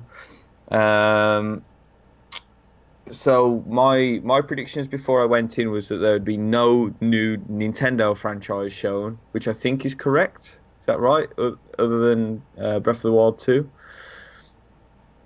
Well, It's not a new franchise. yeah, it's not a new franchise. Yeah. I meant like new game from their franchises. Sorry, like new game as a whole. I think that it was only that, wasn't it? That was a new game from Nintendo. Is Jesse gone? Yeah. I'm rearranging my windows. So yeah, I Ah. took my camera off. Yeah, so I don't think Nintendo had any other new games really apart from that. My predictions going in were pretty much that we're just going to get release dates and expanded looks on what we already know.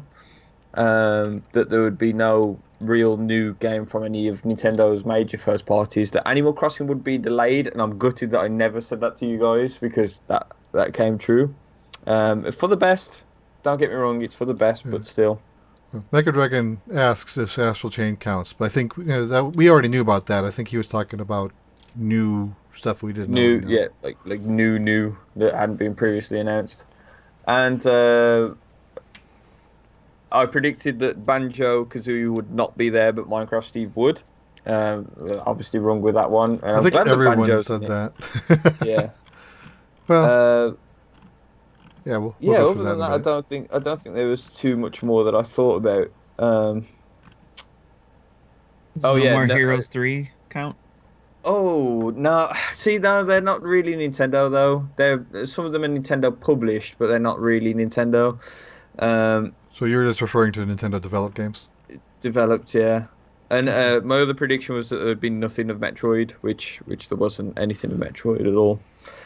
I really think that we need to lay this rumor of the trilogy HD collection to rest now, because every year we've been getting the same rumor and it's just not happening. So I think it's time for that to go away now. It's the new Mother 3 rumor. It really is, isn't it? Because Mother 3 hasn't been said for the last couple now, but Metroid Prime Trilogy HD collection has. I think there's more chance of Mother 3, being completely honest with you guys. So my takeaways from E3 were Keanu Reeves, kick-ass grannies, and lying down dogs. And I don't know if that's good three things to have, but that's E3 in a nutshell. You're breathtaking. Yeah, Nice. that is the best. That was the best thing that happened in the entire of E3 was that heckle, the charming heckler. Nice. That was awesome. Anyway, guys, so I'll catch you in 2 weeks' time, and I'll have to listen back to this episode to see who got what right, because I missed the predictions show as well. So I'll catch you guys in a bit, and enjoy the rest of the podcast. Thanks, Right. Gary. Thanks, Gary. Have a good day. Okay. Give me 1 minute here. I'm trying to fix the face real quick now that we only have one person left. And makes for good radio. You want me to go ahead and Okay. start All going right, into I got it. predictions? Okay. So back, it was 3 weeks ago, episodes 231. We did our predictions. So I'll start on the bottom because of the list, and I'll scroll it up. So we'll start with Tim's, and then we'll just kind of quickly go over what the prediction was and if it was right or wrong, or a partial, like some of them will be. So Do you want me to Tim- read my own? sure, you can read your own. All right. So I'll start from the bottom, like you said. So with my high predictions, none of them came true, obviously. So they were high. I said unexpected EA Nintendo collaboration. That was basically a wish. Ubisoft will announce a new Prince of Persia game that has Switch exclusive hooks and DLC with Zelda. Another one was Bethesda will announce a Switch exclusive game. Yeah, I don't think And- they did. I think everything they announced was multi-console. Yeah. And then the last one was Mother Collection for Switch. And then the bonus would be announced by Reggie as a parting gesture. So none of those came true. Then my medium ones were first bullet would be Nintendo won't be on Microsoft stage unless there will be a Nintendo game on Xbox. That did come true. They weren't there. Because that my whole thing was that it was going to be very Microsoft Xbox focused, and they wouldn't want to give anybody else any time. So, no, which makes sense. So 1 point. So yeah, you got a point. Bowser will announce Odyssey DLC Shadow Drop. That didn't happen. Amiibo functionality announced at Treehouse for Mario Maker 2. That didn't happen. Bethesda will talk about Doom, which they did. Elder Scrolls Legends about they did, but not for the Switch. And my prediction was it was gonna be day and date with the Switch, their release for other consoles. So, but Half point for none that of one. happened. Devolver will have a more awesome. Will have more awesomeness coming, and Shadow Drop Pedro. They did not Shadow Drop Pedro. It's coming out on my birthday, June 20th. But And I put as a thought note. their conference was different. Was awesome. So Yeah, I put as a note. This is debatable. yes, it depends on who watched it, I suppose. So it was. I thought it was funny and just So half point for that one. Square Enix will announce Tomb Raider games on Switch. That did not happen. And like Gary said, no Metroid Prime trilogy, but mine was a little bit different twist. I actually was thinking that Metroid Prime remasters would be announced in a slow roll leading up to the Metroid Prime 4 as opposed to a one-drop trilogy. I still think that could possibly happen. I'm probably going to lean on that going forward the next ones. I'm not going to say Metroid Prime trilogy anymore. I'm just going to say the first Metroid Prime remastered, and then the others will come later. But that didn't happen. And then my easy ones were new Smash characters announced and released. I said there would be two. One at the time we called it Battle of the Best would be announced and released, and then another would be announced during the Direct. They were both announced during the Direct. So it looks like I got a couple points for that. Yeah, so But- for the bullet, I called everything a half point because you got basically 2 out of your 4 statements. Okay. Yeah, and the last part of that statement was one of those announcements would have been a Resident Evil character, which did not come true this time. Okay, so I got 2.5 points total. Yes. All right, so I'll read Marty's. He also said Mother 3 remake for Switch. Concept art for Metroid 4 would be shown. And Ubisoft will announce Mario plus Rabbids 2, so 0 points there. New Joy-Con colors announced for Pokemon and or System Bundle. I don't think there was yet. 3DS game announced at Treehouse. Nope. Apex Legends announced and released. Nope. Splatoon 3. Nope. Smash DLC 2 will be Steve, and 3 announced from Tekken. So nothing. And then release dates from Animal Crossing, Luigi Mansion 3, Pokemon Sword and Shield, and Link's Awakening. He got 3 out of the 4 because we did not get a date for Luigi's Mansion 3, and that's going to sting all of us. so he got Yes. 3/4 of a point. All right. I'll read Right. Justin's for you. All right. All right. So starting from the bottom, his high one was Mario content in ACO. Assassin's Creed Odyssey, which was that's another of his predictions, which is so nope. Yep. All right. So, and then the medium ones, Cadence of Hyrule Shadow dropped. That was one I joked about with you guys on Tuesday. Is there a shadow drop window? Because it came out on the indie day that they had today, which is 13th, Yeah. right? Yeah. They announced it to be released in 2 days. Yeah. Half point for that. Okay. And then the next one was no Metroid mentioned, so we got the point for that. Pikmin trailer announced for 2020. Nope. Overwatch announced for Switch. Assassin's Creed Odyssey announced. Ubisoft Nintendo collab that isn't Rabbids. Paladins Realm Royale Shadow dropped. Apex Legends announced but not released. And Super Mario Bros. 2 skin in the missing style in Super Mario Maker 2 and paid DLC for Splatoon 2 announced at the Battle of the Best.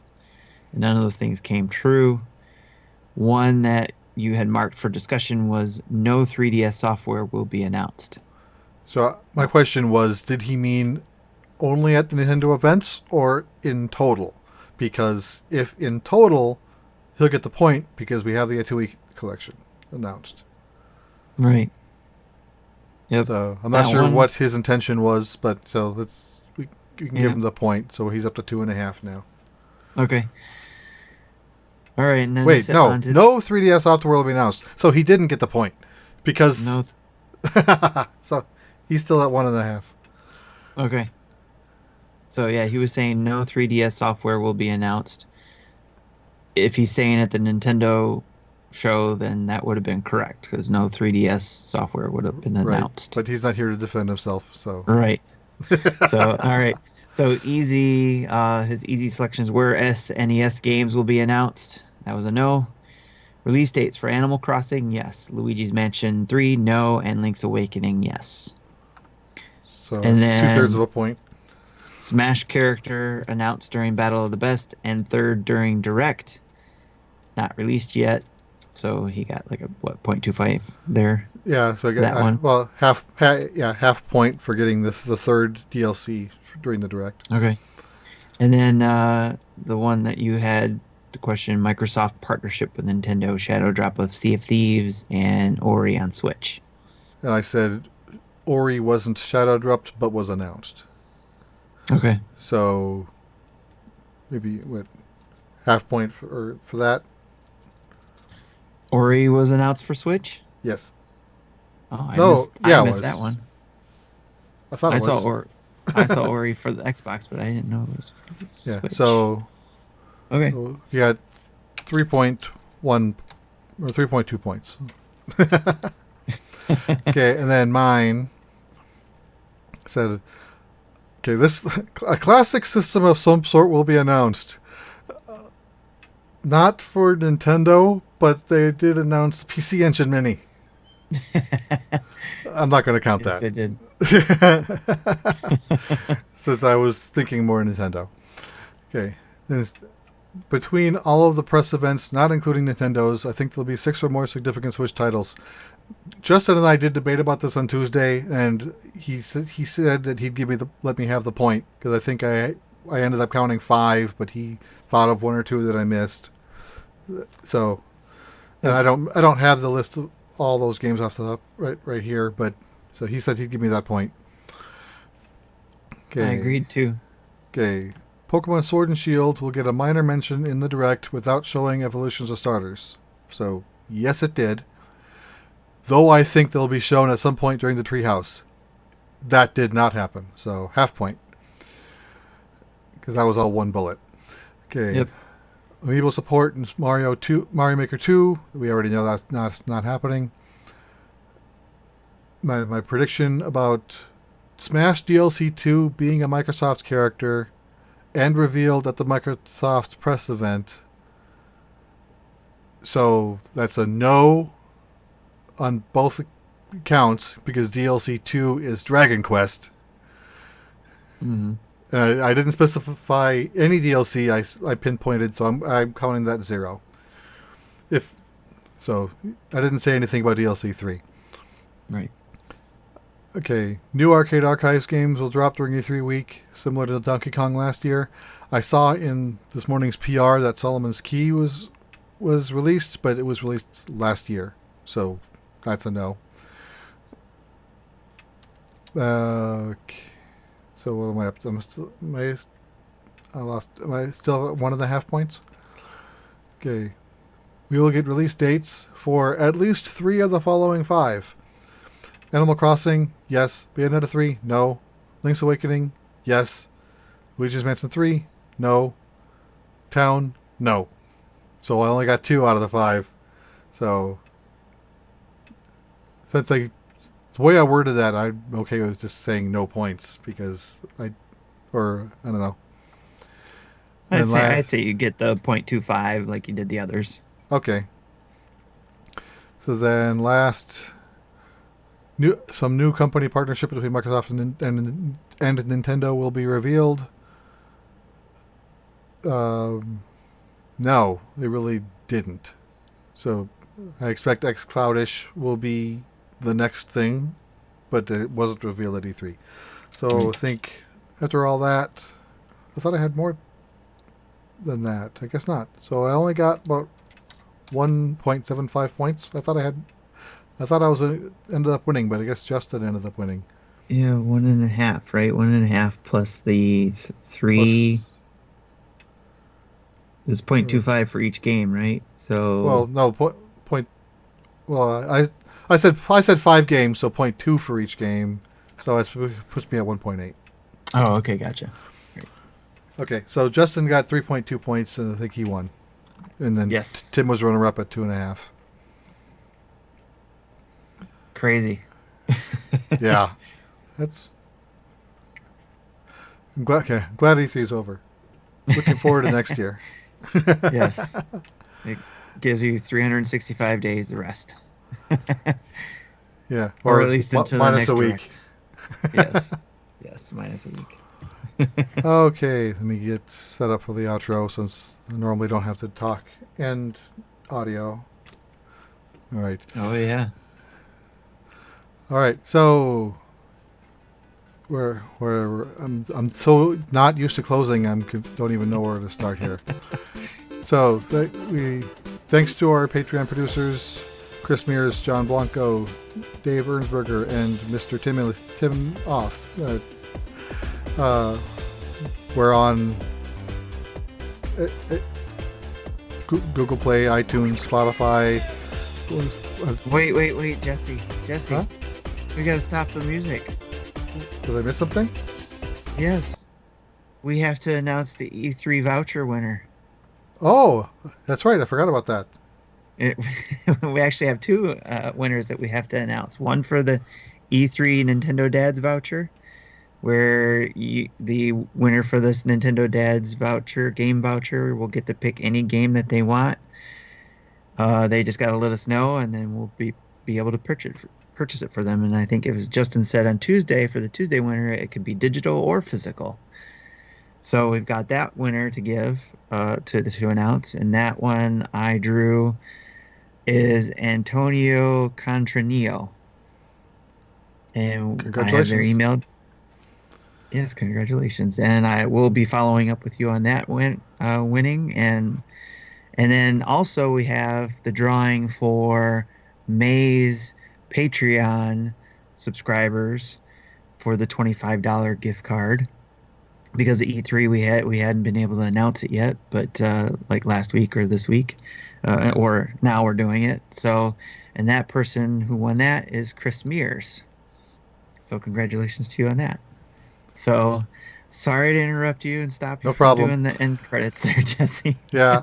And now I'm thinking it was something else I wanted to add, but now I'm forgetting what I said. Anyway. The show was crazy to begin with, so why not stop the outro? Right. Okay, let's start this up again.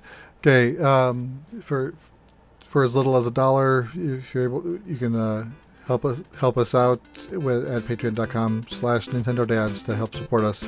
We're on Twitter, Facebook, Instagram. So check at Nintendo Dads everywhere. If you can send us an email at nintendodads@gmail.com. If you want to leave a voicemail, which I think she's a little dusty, but if you want to call in, that still works. Voicemail number is 92925-NDADS or 929-256-3237. And we have merchandise available at tiny.cc/Nintendo Dad Store at the Redbubble store. Thanks to OC Remix for the music we use, and thanks to Adam and I don't remember who the other artist was. Miss Johnson. Sorry if I don't remember your first name for art. I'm ready for bed. Are you? Good Anyway, night. Good night, everyone. Thanks for listening.